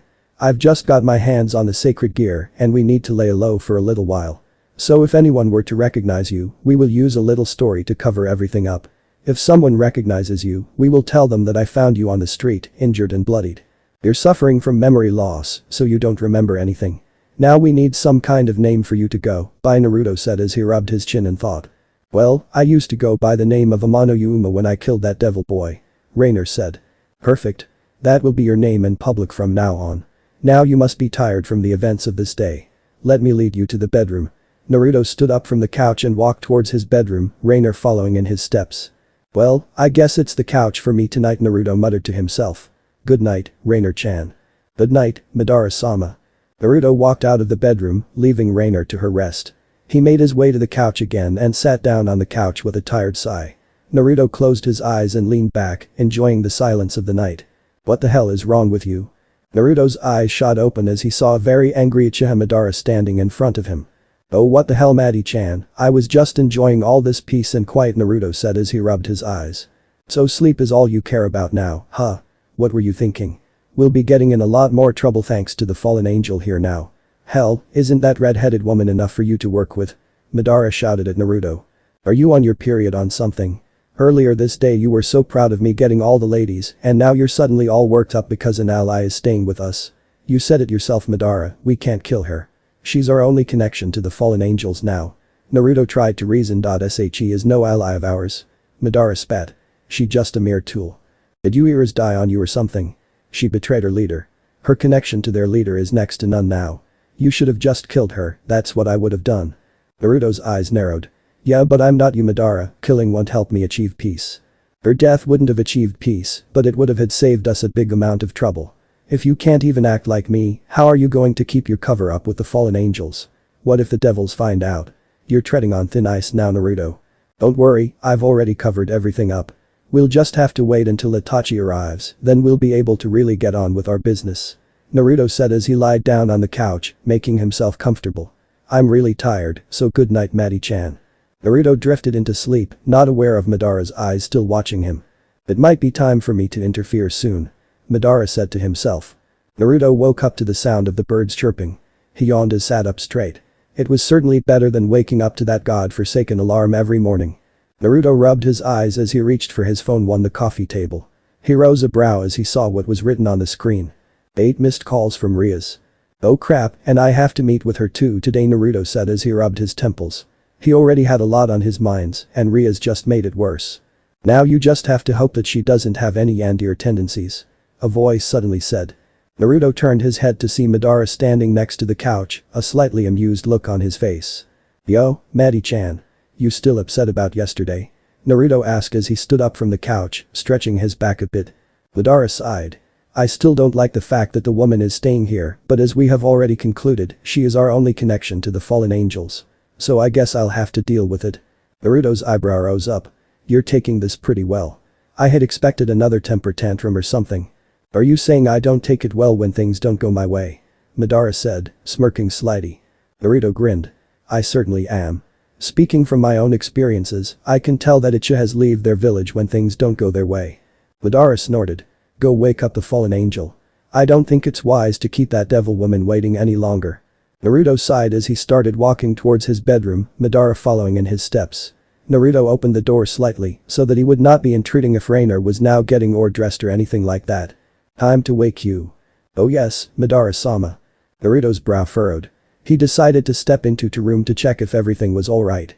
He stumbled on the side of Raynare, who looked like she was still asleep, hugging a pillow with a blush on her cheeks.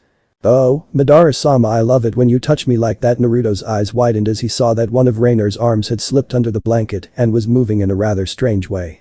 Madara was barely holding in his laughter while Naruto's eyes twitched violently. Naruto walked over to the bed and shook Raynare's shoulder. It's time to get up, Raynare-chan, Naruto said, trying to keep his composure. No, 5 more minutes, Madara-sama. Come on now. Madara-sama, my legs are still sore. Get the hell up. Raynare let out a squeal as he shot up from the bed. She looked at Naruto with wide eyes, realizing that he had been there the entire time. Madara-sama. Yes, the one and only, now come on, it's time for breakfast. Naruto quickly turned around to hide the blush on his cheeks and started to walk toward the kitchen. His eyes twitched once again as he listened to Madara's laughter echoing through his apartment. Naruto beckoned for Raynare to sit down at the table as he grabbed some cereal.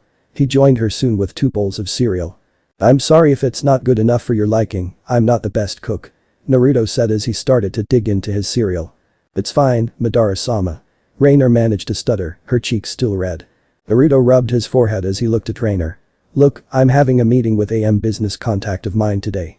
So you'll be alone here for some time. Think you can survive that? Raynare's eyes widened. Alone, what am I supposed to do without you? Raynare asked. Naruto blushed once again as he took the question in a rather different way. You'll manage.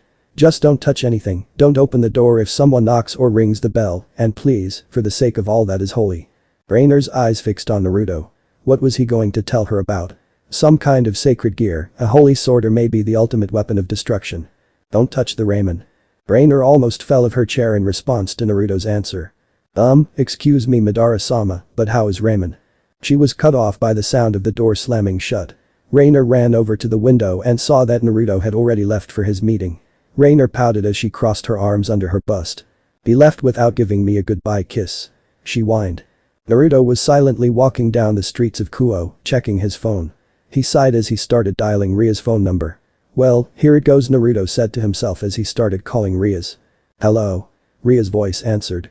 Yo, Rias. It's Naruto speaking here, Naruto said in a slightly nervous tone. Why hello there, Naruto-kun. Rias said in a sweet tone. Naruto gulped. I take it you haven't forgotten about our little meeting for today. Of course not. Naruto said quickly. So, where should I meet you? He asked. Why don't we meet at the fountain in the park? We'll see how it goes from that point on.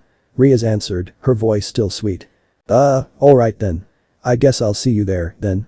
I'm looking forward to it. Rias said before hanging up. Naruto sighed. Well, she didn't sound too angry. I wonder why she called me so much, Naruto asked himself. It's probably about the events that happened at the abandoned church. Madara's voice suddenly said. I swear to God, Madara. If you will make any sudden appearances during my meeting with Rias, being a ghost will be the least of your worries. Naruto threatened. Madara chuckled. No promises. So you're meeting at the park.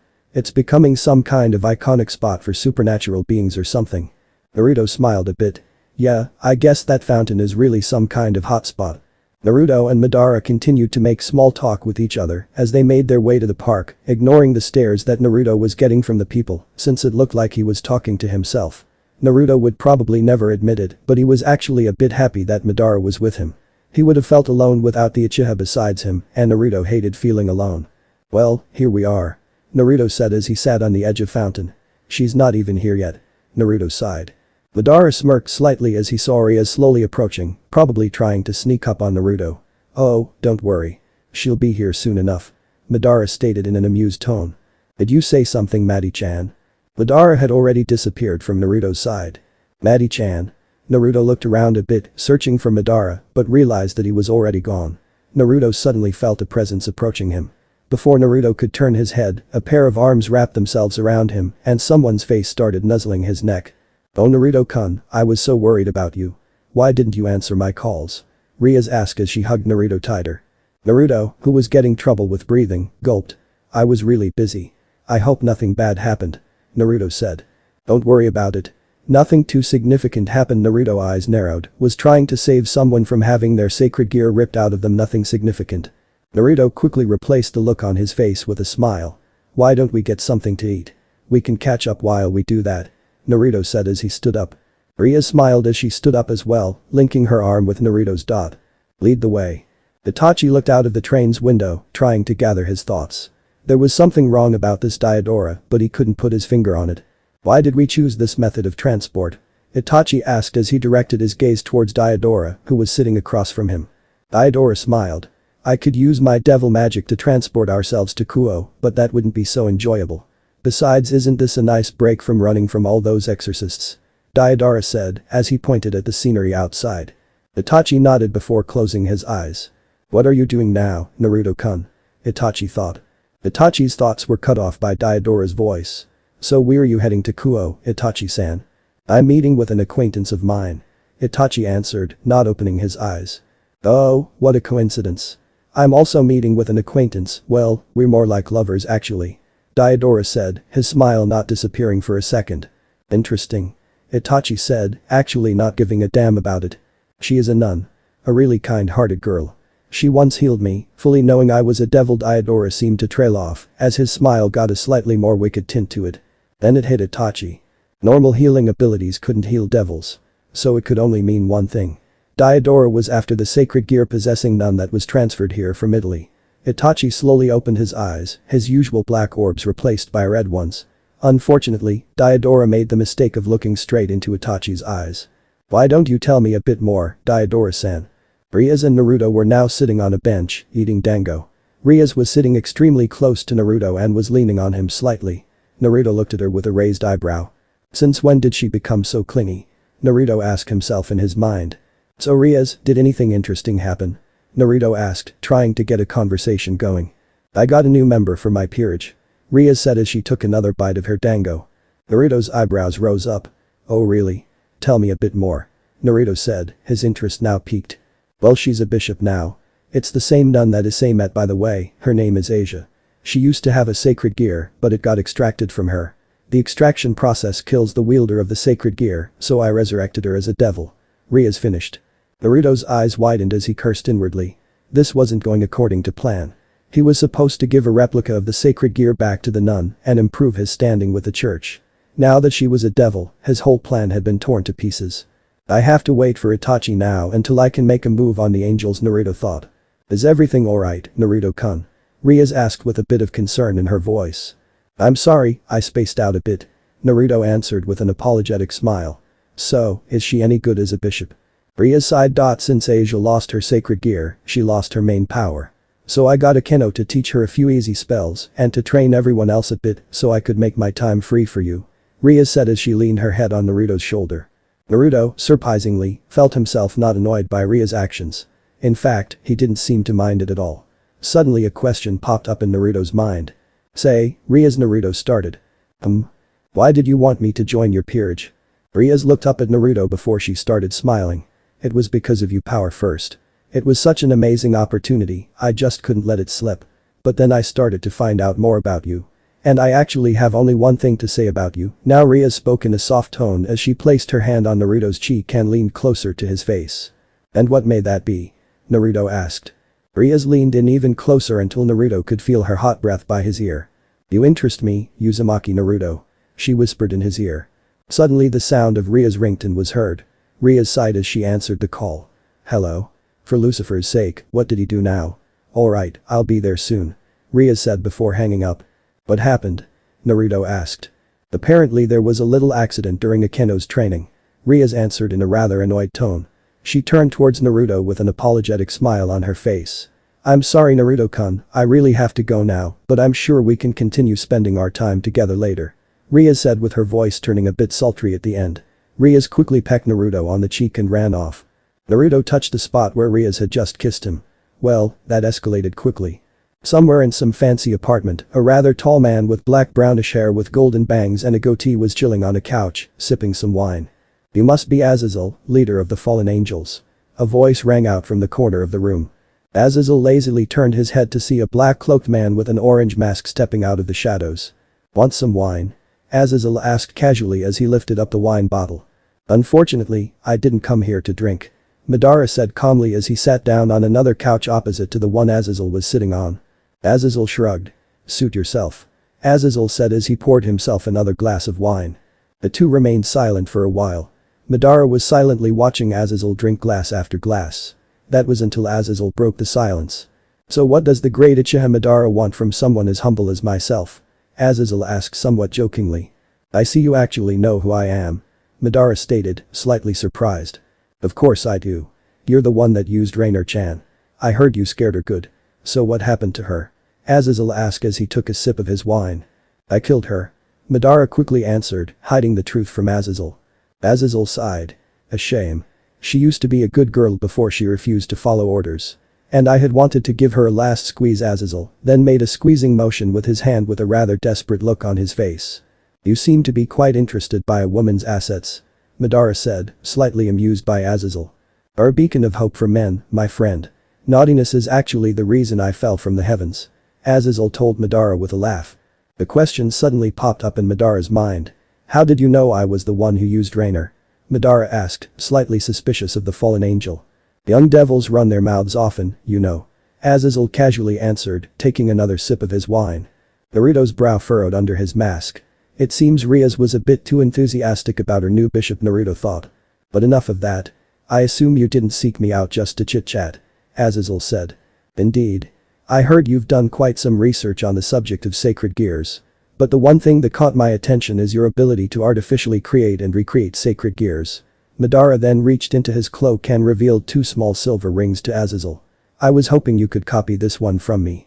Azazel's interest peaked up. May I take a look? Madara nodded and handed over the sacred gear. Twilight healing, huh? This is certainly one of the rare ones, Azazel muttered before handing the sacred gear back to Madara. Can you do it? Azazel assumed an over-exaggerated thinking pose. I sure can. But what do I get in return? You get to keep your life. Azazel shook his head. And I was hoping we could keep this civil, Madara-san. But I guess there's one thing I want in return, Azazel said as he looked away from Madara. Spill it. Madara demanded. Azazel looked at Madara once again and smirked. I want you to fight me. Madara blinked. Do you have a death wish? Azazel laughed. Confident are we? I like that. I am just really interested in your abilities.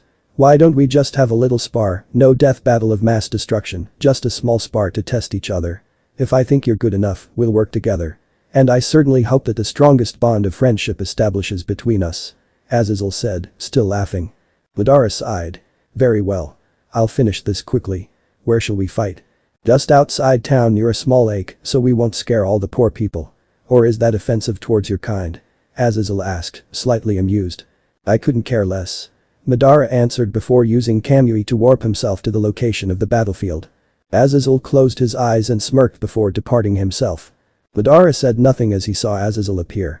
The two just stared at each other for what felt like an eternity. Alright, no going full out and let's avoid killing each other. Azazel said as he started stretching, warming up for the fight. No promises. Madara said in response, having not moved a muscle since Azazel had appeared. Ready or not Madara-san, here I come. Azazel shouted. Suddenly, 12 black wings burst from Azazel's back. Azazel formed a light spear in his hand and flew at Madara with incredible speed. Madara did not move, completely unfazed by Azazel's attack. As soon as the light spear made contact with Madara, Azazel went right through Madara and almost crashed into the ground, if not for his wings pulling him up. Azazel turned around to see Madara still standing on the same spot, completely unharmed. What? How? Azazel muttered in disbelief. Had Madara gone intangible when he was about to hit him with his light spear? Come on, is that all you've got? For the leader of the fallen angels, you seem to be quite a disappointment. Madara taunted. Azazel smirked. Oh, I've got a lot more in store. Azazel flew up in the air, created multiple light spears, and started to throw them at Madara. Madara dodged each one of them gracefully, jumping high and somersaulting through the air. Madara noticed that Azazel was pushing him back to the lake. Madara jumped back high and knew that when he landed he would land in the lake. Azazel laughed. I hope you can swim, Madara-san. Azazel shouted in amusement. His amusement disappeared as soon as it came when Azazel saw what Madara was doing. He was standing on the water. Azazel's eyes were wide and his mouth hung open. Impossible. What are you, the next Jesus? Azazel shouted, in shock and in awe. Madara said nothing as he started to rapidly go through hand seals. Azazel just rose an eyebrow as he saw Madara's hand move fast. What are you, toy? Water dragon technique. Suddenly, a gigantic dragon made out of water rose up from the lake. The dragon opened its mouth and threw itself at Azazel. Azazel had no time to dodge as the water dragon hit him, dragging him back down to the ground. Azazel coughed a bit as he slowly got up. That was certainly unexpected. Azazel had no time to continue talking as a huge fireball came his way. Azazel swiftly dodged the fireball, watching it explode before his eyes. Azazel turned his head to see Madara standing a few meters away from him. Water and fire, huh? And the way you're using it, is this some kind of new magic I haven't heard of? Azazel asked with a smirk on his face. Madara chuckled slightly. Oh, trust me, this is a lot more special than any kind of magic. A bunch of shuriken shot out of Madara's eye and made their way to Azazel. Azazel quickly formed a light spear and deflected all the shuriken with it. Madara ran towards Azazel and engaged in hand-to-hand combat with him. Azazel didn't have much trouble keeping up with Madara's pace, swiftly parrying and dodging punches and kick, but he was annoyed that Madara seemed to see through every single one of his moves. His thoughts were interrupted by Madara's loud laughing. Now this is a good dance. I haven't been entertained like this for ages. Madara shouted, still laughing like a maniac. Dancing, huh? Well, Madara-san, I will tango with your ass from here and back to hell. Azazel shouted, also starting to really enjoy the fight. Azazel was about to grab Madara's wrist to drag him into the air, but phased right through him once again. As soon as Azazel had went through Madara's body completely, Azazel felt Madara's foot connect with his head. He was sent flying by the force of the kick and skidded along the ground. Let's take this to the next level, Madara muttered to himself. Azazel slowly got up from the ground, only to find himself dodging a rather large blade made out of some kind of energy. Azazel looked at Madara with wide eyes once again. Madara was surrounded by the upper body of a large skeleton. The skeleton held two blades and was surrounded by a black aura. Impressive, is it not? This is one of my more special abilities, Susanoo. Madara explained. Susanoo, what does it do? Azazel asked, extremely intrigued by Madara's ability. You're about to find out. Madara shouted. The skeleton started to rapidly swing around its blades. Azazel started to have trouble dodging them and got hit. He hissed as he looked at his now bleeding shoulder. Azazel flew up in the air so he wouldn't have to deal with the Susanoo's blades anymore. Your Susanoo is certainly impressive, Madara-san. But how are you going to hit me while I'm up in the air? Azazel asked with a teasing tone. Isakamagatama. Suddenly Madara's Susanoo threw some kind of energy projectiles that were rapidly spinning towards Azazel. Azazel's eyes widened as he realized he had no time to dodge. The projectiles hit Azazel straight on and created a small explosion in the sky, making Azazel fall down to the ground once again. Azazel realized that he couldn't move. He was able to turn his head slightly and saw that Madara was approaching. As soon as Madara was standing next to him, he kicked Azazel's body slightly. Oh, come on, are you preying on the weak now? Azazel asked with a weak grin. Madara chuckled. I don't prey on the weak. The weak are simply not worth my time. To Azazel's surprise, Madara extended his hand towards him. Azazel's grin turned even wider as he grabbed Madara's hand and got up. This dance was certainly interesting. Madara praised. Will you be able to recreate the twilight healing for me? Of course, my friend. The sacred gear doesn't have an extremely difficult build, so it'll probably be ready in a few days. Azazel exclaimed. Excellent. It is now time for my departure. I'm looking forward to working with you, Azazel, and I hope the same goes for you. Madara chuckled as he disappeared inside the swirl of his Kamui. Azazel's grin threatened to split his face. Oh, you have no idea how much I'm looking forward to that, Madara-san. Naruto sighed as he looked up to the moon. A few days had passed and Naruto was once again disguised as Madara, waiting in Azazel's apartment for Azazel to return with the sacred gear. But Naruto wasn't thinking about that. His mind lingered somewhere else. He was thinking about Rias. Ever since their little meeting, he couldn't get her out of his mind. Especially what she had told him. Naruto's advances on Sakura were mostly ignored and Hinata had just plain out told him that she had always loved him. But Rias just said that he interested her and it confused Naruto to no end. Perhaps he should have listened to Madara. If he had kept his and Ria's relation strictly professional, he wouldn't have these thoughts haunting his mind. Sorry to keep you waiting. Azazel's voice suddenly rang out. Well, here's the finished product. Azazel walked over and handed the sacred gear to Madara.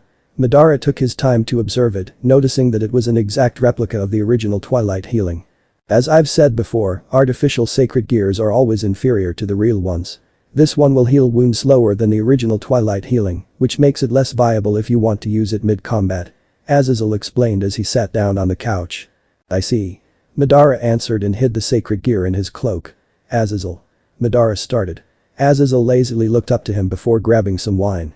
Since we're now working together, I was hoping you could provide me with some information.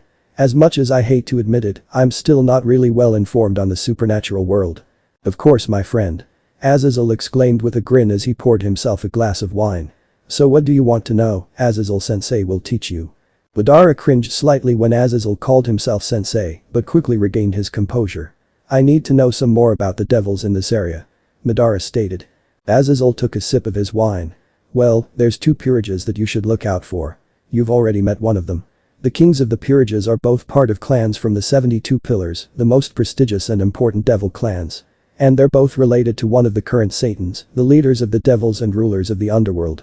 Naruto's eyes widened behind his mask. He knew that Rias was part of some important devil clan, but the fact that she was actually related to one of the leaders of the underworld was an entirely new discovery. He could now simply not afford to lose his connection with Rias. Naruto sighed before immersing himself in his Madara role once again. Tell me a bit more about these Satans. Madara said. There's 4 of them. They gained their positions after the original 4 Satans died in the Great War. Azazel started as he downed another glass of wine. You have Surzich's Gremory with the title of Lucifer, you have Ajuka Astaroth with the title of Beelzebub, then there's Seraphol Citri with the title of Leviathan, and finally Euphalbium Glaciolabolas with the title of Asmodeus. Azazel finished. So Rias is related to the current Lucifer. Naruto concluded in his mind. So what do they do exactly, besides running the underworld? Madara asked. Surzich's takes care of domestic affairs, Ajaku is in charge of the technology department and is also the inventor of the evil pieces system, Seraphol deals with foreign affairs, and Falbium deals with military affairs. Azazel explained. Madara nodded to himself as he leaned back. So what's your current standing with the devils? Azazel chuckled sheepishly as he rubbed the back of his head. Not very good. Raynare basically made a mess by disobeying orders and messing around with that Gremory girl, and then you have Cabal. Azazel said the name with a bit of disdain in his voice. You don't seem to like this Cabal. Madara stated as he leaned forward. He's basically the second leader of the Grigori, our organization. He's a warmonger and enjoys war tremendously. The man basically thinks that I'm defiling the Grigori by my interest in sacred gears and by letting humans who have them join us. He's actively seeking ways to seek war, while I'm seeking peace. Azazel finished with a sigh. Well, you're not really seeking peace. Madara said, which made Azazel raise his eyebrow. You just sit here in your apartment all day, sipping wine and toying with sacred gears, and wait for peace to magically come to you. This Cabal's goal may not be the brightest, but at least he takes action. You meanwhile do absolutely nothing. Azazel sighed before opening a new bottle of wine. I guess you're right. Interested in some wine? Azazel offered as he held out another glass. Yes, actually. Madara said as he accepted the glass. Azazel's eyes widened as he intently focused himself on Madara's mask. Madara slowly brought the glass towards his mask, using his other hand to grab the mask. He started to pull it up slowly. Azazel almost started to jump from anticipation. Madara then turned around, backing Azazel face his back. Madara downed the glass of wine and turned back around, his mask back on his face. "This wine is actually quite tasty," Madara answered nonchalantly. Azazel's eyes twitched at the fact that he wasn't even able to catch a glimpse of Madara's face. "So, Madara-san. You got your sacred gear recreated and we're now working together, what's the next step in your grand plan?" Azazel asked jokingly as he poured himself another glass and started drinking it. "I would actually like to meet with Cabal and maybe some other fallen angels." Azazel choked on his wine. "What? Are you insane? What do you wish to accomplish by that? Cabal will probably try to murder you or something, he doesn't even know that you're working with me," Azazel shouted. "Oh, what's this? Didn't Azazel tell his accomplices that he had a new partner like a good fallen angel would? Your mother would be disappointed in you," Madara said with a taunting voice. Azazel just grumbled something in response. "Fine, I'll tell you where you can find Cabal. But if you get killed or something, don't get sad if I'm the only one who will come to your funeral." Madara chuckled as he activated his Kamui. "Whatever. Just make sure that Azazel tells things like this to Uncle Madara next time. Because Azazel is a good boy, isn't he? Put a lid on it already, you bastard." Naruto sighed in satisfaction as he lied down in his bed. After having chased Raynare out of his bedroom, who had insisted that they should sleep together, he had immediately crawled into bed.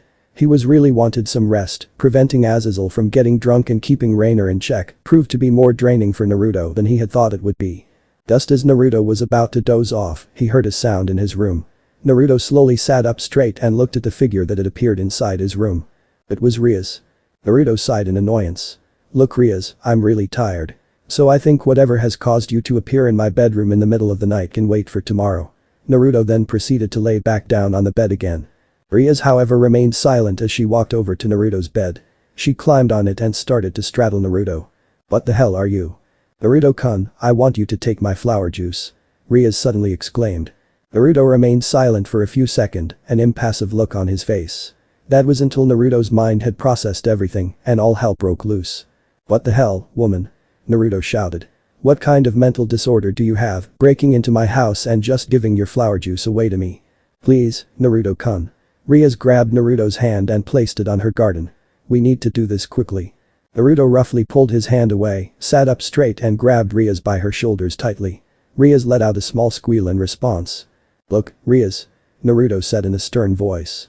Rias did not know what to say, she had never seen Naruto like this. "I have two things to say to you. I can see you don't want this, so stop it already. The second thing is, I don't hate things easily. But what I do hate is when people lie to themselves," Naruto said while gritting his teeth. Rias' surprised expression turned into a soft smile. "But what if I actually wanted you to have my flower juice?" she spoke in a soft tone. "Wait, what?" The two were interrupted by a sudden light. A woman with silver hair dressed in a French-maid outfit had suddenly appeared in Naruto's room. "Stop this, Rias," the woman spoke. "This won't help you." "What's with all the ladies breaking into my bedroom at night?" Naruto muttered to himself. "Grafia," Rias said. "We have to go now, Rias," the woman, now identified as Grafia, said. Rias sighed as she climbed off Naruto. She gave him a sad smile. "I'm sorry, Naruto-kun. But I guess this is tonight's goodbye." The two then disappeared by the use of a magic circle. Naruto gripped his head in frustration. "I don't follow it anymore," he groaned. "For an evil mastermind, you sure let your feelings get in the way a lot." "Maddie-chan," Naruto exclaimed as he saw Madara appear inside his bedroom. "Where have you been all day?" "I was being bored.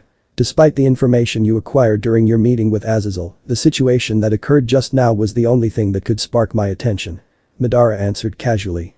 "Maddie-chan, what am I supposed to do?" "You simply wait until we can get along with the next step of the plan. If you let your feelings get in the way, there's no doubt you'll screw things up. This connection you have that Rias girl will prove extremely valuable for us in the future. If you screw it up, you kiss peace goodbye," Madara stated.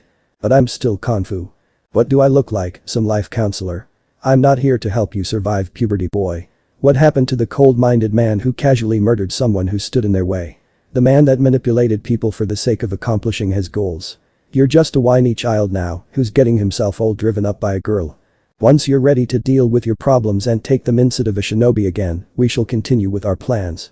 Until that moment, you can keep bawling your eyes out on how confusing your feelings are," Madara said in a stern tone before disappearing. Naruto let himself fall back down on the bed again. "He's right, I need to get my shit together." Suddenly Naruto's door burst open. Standing in the doorway was Raynare, dressed in only her underwear and armed with a frying pan. Madara-sama. I heard some commotion and decided to check it out, are you alright? Raynare asked in a concerned tone as she ran over to Naruto's bed. Naruto sighed in annoyance and rubbed his forehead. I'm completely fine, Naruto muttered. I'm glad to hear it. Raynare said with a smile on her face. Hey, Madara-sama, Raynare started. Yes. Since I'm here already, can I sleep with you now? Oh, for hell's sake. Naruto sighed as he appeared inside the occult research club room, where every member of Rias' peerage was already present. Rias had asked if he would be able to come by because she had something important to tell. Naruto threw a glance at Rias, who seemed to be avoiding his gaze. Naruto decided to sit down next to Kaneko, who was eating sweets once again. Naruto grinned a bit as he looked down at Kaneko. You really like sweets, don't you?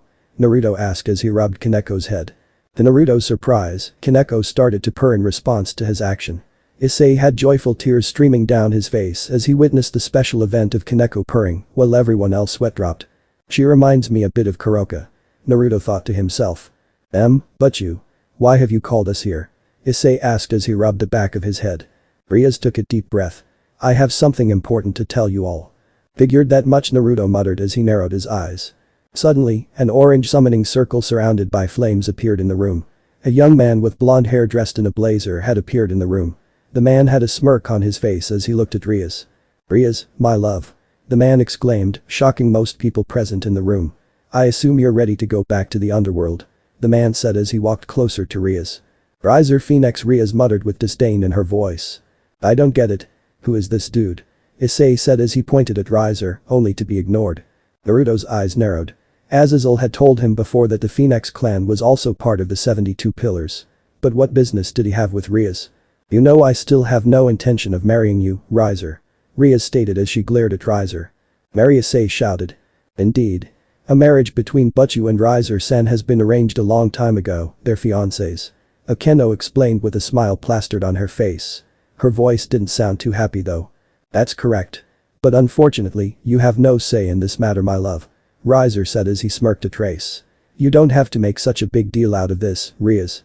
I'm sure you will look gorgeous in a wedding dress, and even more gorgeous when I rip it off you, Riser said as he licked his lips. Keep on dreaming. I will never marry someone like you. Rias shouted in anger. Riser just laughed and shrugged with his shoulders. Just like I said before, you don't have a say in this. What do you want to do about it? Riser Phoenix, I hereby challenge you to a rating game. Most members of Rias' peerage looked surprised. Naruto and Issei, however, both looked confused. What's a rating game? Issei asked. The rating game is a battle between two peerages. Akeno explained. Issei's head turned towards Riser. So you're saying this dude has his own peerage too? Riser smirked as he snapped his fingers and suddenly a bunch of women appeared inside the room. This is my peerage. Riser. While Issei was getting pissed because Riser started making out with his queen, Naruto was thinking. He had seen that Riser had a full set of pieces in his peerage, instantly outnumbering Rias.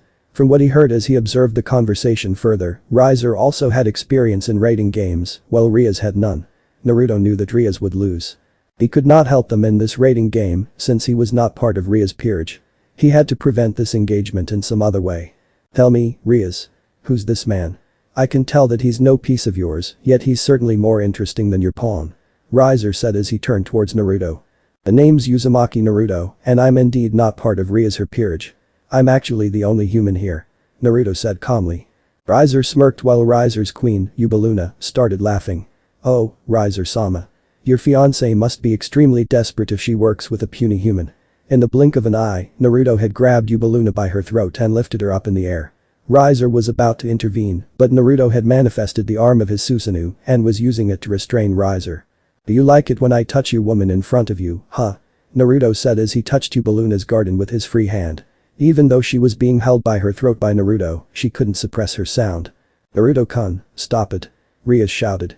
Naruto released Riser and Yubaluna and sat back down on the couch again. Riser threw one last glance at Naruto before preparing his magic circle. 10 days, Rias. 10 days, and then you're mine. Riser and his peerage disappeared in a burst of flames. I'm leaving now. I have some things to do. Naruto said as he started to activate his Kamui. Naruto-kun, wait. Rias shouted as she ran over to Naruto and grabbed his arm. Naruto deactivated his Kamui and directed his gaze towards Rias. What is it? Naruto asked rather coldly. Please, Naruto-kun. Don't be upset, Rias started before being cut off by Naruto. Whoever said that I was upset? I simply have better things to do now. Good luck with training for your raiding game. Naruto said before disappearing inside the swirl of his Kamui. Naruto appeared inside his bedroom. He saw that Raynare was lying on his bed, hugging one of his shirts. He smiled slightly before making his way to the closet, pulling out his black cloak and orange mask. It seems the shinobi is back. Madara said with a smirk as he appeared inside the bedroom. Indeed he is. I was thinking about what you said all night, Maddie-chan. And you're absolutely right, I need to keep my shit together. Rias is valuable for our plans, and I can't afford to lose her to some spoiled punk. It is time to get to work. Naruto said as he started to put on the cloak. Madara's smirk started to slowly turn into an evil grin. Excellent. So what are we going to do now? Naruto turned towards Madara, his Sharingan already activated. We're going to pay Azazel's friend a little visit. Naruto, now disguised as Madara once again, was standing in front of a large abandoned building. He slowly walked inside, following the sound of the voices. He now stood in front of a door and could hear the voices behind it. Oh come on. When can I try out all these new holy swords? A crazed voice asked. Patience. Soon enough that bastard Michael will notice what we have been doing, and with that incident that happened in that cathedral back at the Vatican, there is no doubt that I will be able to begin a new war. Finally, I will show everyone that the fallen angels are the superior ones. But will I get to kill someone? There was no doubt about it, this Cabal matched Azazel's description perfectly. Madara kicked open the door and walked inside the room. He saw a man with white hair dressed in some clerical clothing standing in the middle of the room. The man looked at Madara like he was some kind of alien. At the end of the room, a rather tall man with pale skin, long black hair and red eyes, whom Madara assumed to be Cabal, was sitting on an improvised throne with a rather unamused look on his face. Boy, what the hell are you doing here? The cosplay party is somewhere else. The white-haired man shouted as he pointed at Madara. Madara ignored him and started walking towards Cabal. The white-haired man wasn't happy with that and pulled out his sword and charged at Madara. As soon as the man was close enough, Madara backhanded the man, making him crash into the wall. I assume that you're Cabal? Madara asked casually, now standing in front of Cabal. Who do you think you are, you puny human? Is it you wish to be annihilated? Cabal said in an angry voice. Madara ignored Cabal and looked him straight into the eyes, trapping him in a Genjutsu. Cabal's eyes widened as he gripped his head, letting out screams of agony. Cabal fell off his throne and started frantically rolling around on the ground. Madara, or should I say Naruto, smiled sadistically under his mask. He walked over to Cabal and placed his foot on his chest, applying some pressure. Madara looked into Cabal's eyes once again and eased down the effects of the Genjutsu. Cabal was now looking at Madara with nothing but fear in his eyes. Not such a big talker now, eh?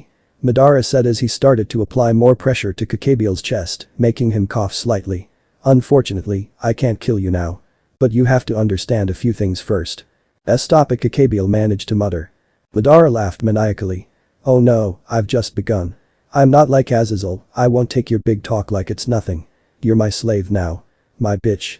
You should be thanking every single deity that I'm even spending my precious time on someone as worthless as you. Is everything clear? Cabal weakly nodded. Naruto got his foot off Cabal's chest, making him cough and gasp for air. So tell me now, what is your big plan, Cabal? Madara asked. I was planning to start a new war. By stealing holy swords, I was hoping to invoke the wrath of the church. Cabal answered quickly as he slowly got up. I see. And what was this incident I heard you talk about just now? The cathedral was set ablaze in the Vatican. But it were no ordinary flames, they were black. Cabal answered much more calmly this time. He had seen terrible things after he had looked Madara in the eye, but he also had some strange feeling.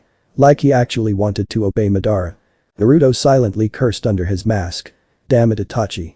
And I thought you were the subtle guy among us. Naruto thought. He coughed a bit and regained his composure. Mind telling me a bit about your little friend here? Madara said as he pointed towards the unconscious body of the white-haired man. That's Fried Selzen, a rogue exorcist. He was first involved with some other fallen angel with the plans of stealing some girl's sacred gear, but after his employer suddenly disappeared, I decided that he could use whatever worth he has for my sake. Cabal answered as he looked at Fried with a slightly disgusted look on his face. Madara sighed.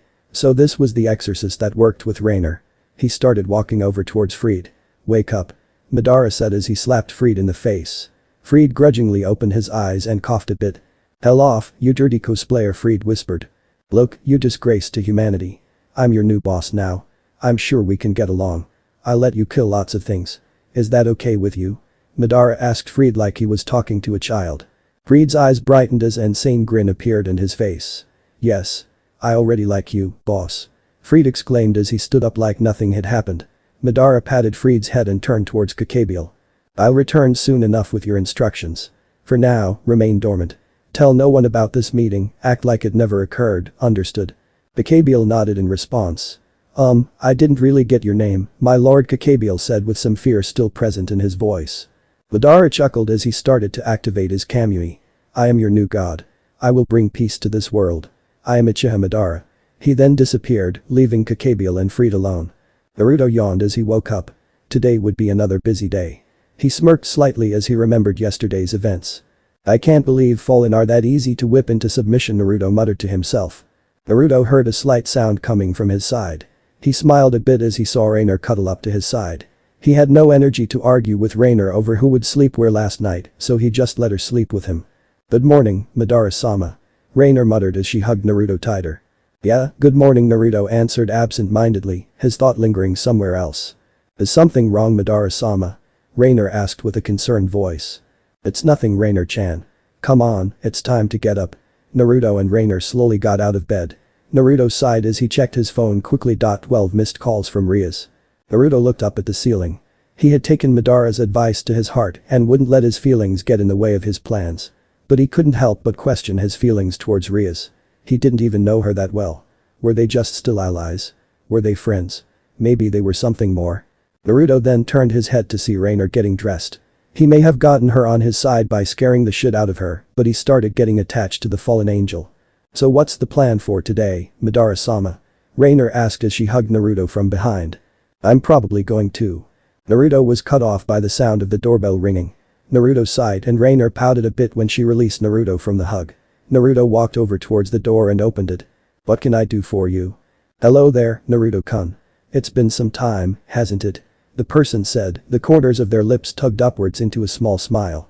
Itachi, Naruto muttered. To Itachi's surprise, Naruto enveloped him into a tight hug. Do you have any idea how it feels to see someone from our world again? Naruto asked. Itachi's smile got slightly bigger as he returned the hug. I think I have an idea how it feels. Raynare-chan. I'm going outside. Don't destroy the house while I'm gone. Naruto shouted. Before he could get an answer, he had already slammed the door shut. Naruto turned towards Itachi with a wide grin.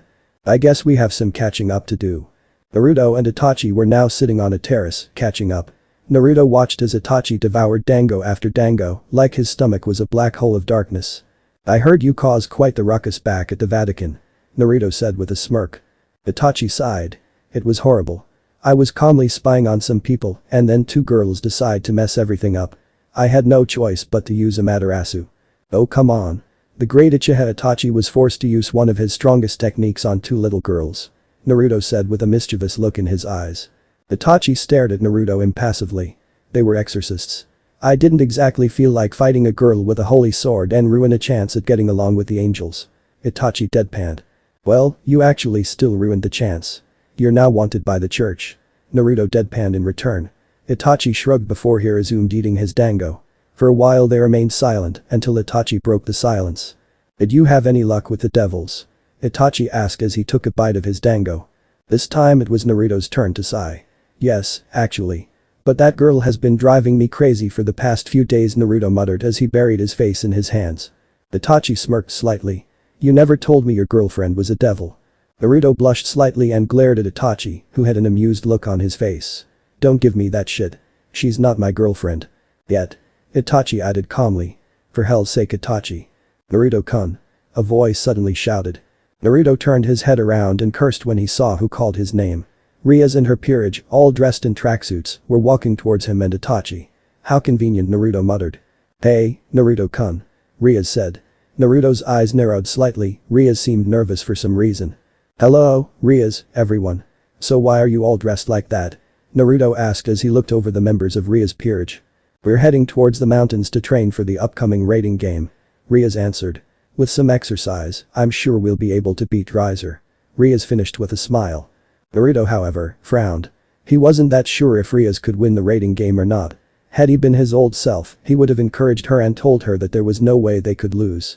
But now he started to see things like they actually were. Then Itachi suddenly decided to butt in. "We could help you and your friends out if you'd like," Itachi politely offered. Naruto looked at Itachi like he was insane. Rias turned her head towards Itachi and narrowed her eyes at him. "And who are you?" Rias asked. Naruto cursed when he heard the suspicion in Rias' voice. How would he explain his whole situation with Itachi? "I'm sorry, I forgot we're not properly introduced yet. I am Itachi, Naruto's brother." Naruto's eyes widened to unbelievable proportions. "It is nice to meet Naruto's girlfriend." Rias' face went red. Oh, I see." Naruto slammed his fist on the table. "She's not my girlfriend, damn it," Naruto exclaimed. Rias looked away, a sad expression on her face. Itachi just rose a brow at Naruto's behavior. Rias redirected her gaze towards Itachi again. "I'm sorry Itachi-san, but you don't really look like brothers to me," Rias said with a frown. "We get that a lot," Naruto said as he gave Itachi a friendly slap on the shoulder. The shoulder wasn't actually that friendly at all. Naruto had noticed that Itachi wanted to channel chakra towards his eyes, probably to cast a Senjutsu with his Sharingan, but it stopped him. "Well, I accept your offer. Maybe I'll get to see a portion of your real strength, Naruto-kun." Rias looked at Naruto with a playful smirk. Naruto grinned back slightly. "Off we go then." Rias shouted as her peerage followed her in her steps, Naruto and Itachi keeping a small distance behind them. "Why didn't you let me use the Senjutsu?" Itachi whispered. "It would be risky. Some devil magic she can use is equal to lower level Senjutsu, she would have been able to see right through it. Besides, flashing your Sharingan in public isn't the best idea," Naruto whispered back. Naruto then smirked. "And the best liar in the shinobi world wouldn't need a Senjutsu to convince someone, right?" Itachi smirked as well before the two of them closed the distance between themselves and Rias and her peerage. Naruto didn't notice that Madara had appeared and was watching him and Itachi with a smirk. "Uchiha Itachi, how you certainly keep things interesting, Naruto." And hope you guys enjoyed this story. As soon as this video gets 200 likes, I will upload part 2. See you all in the next part. For now, you guys can watch this wonderful story.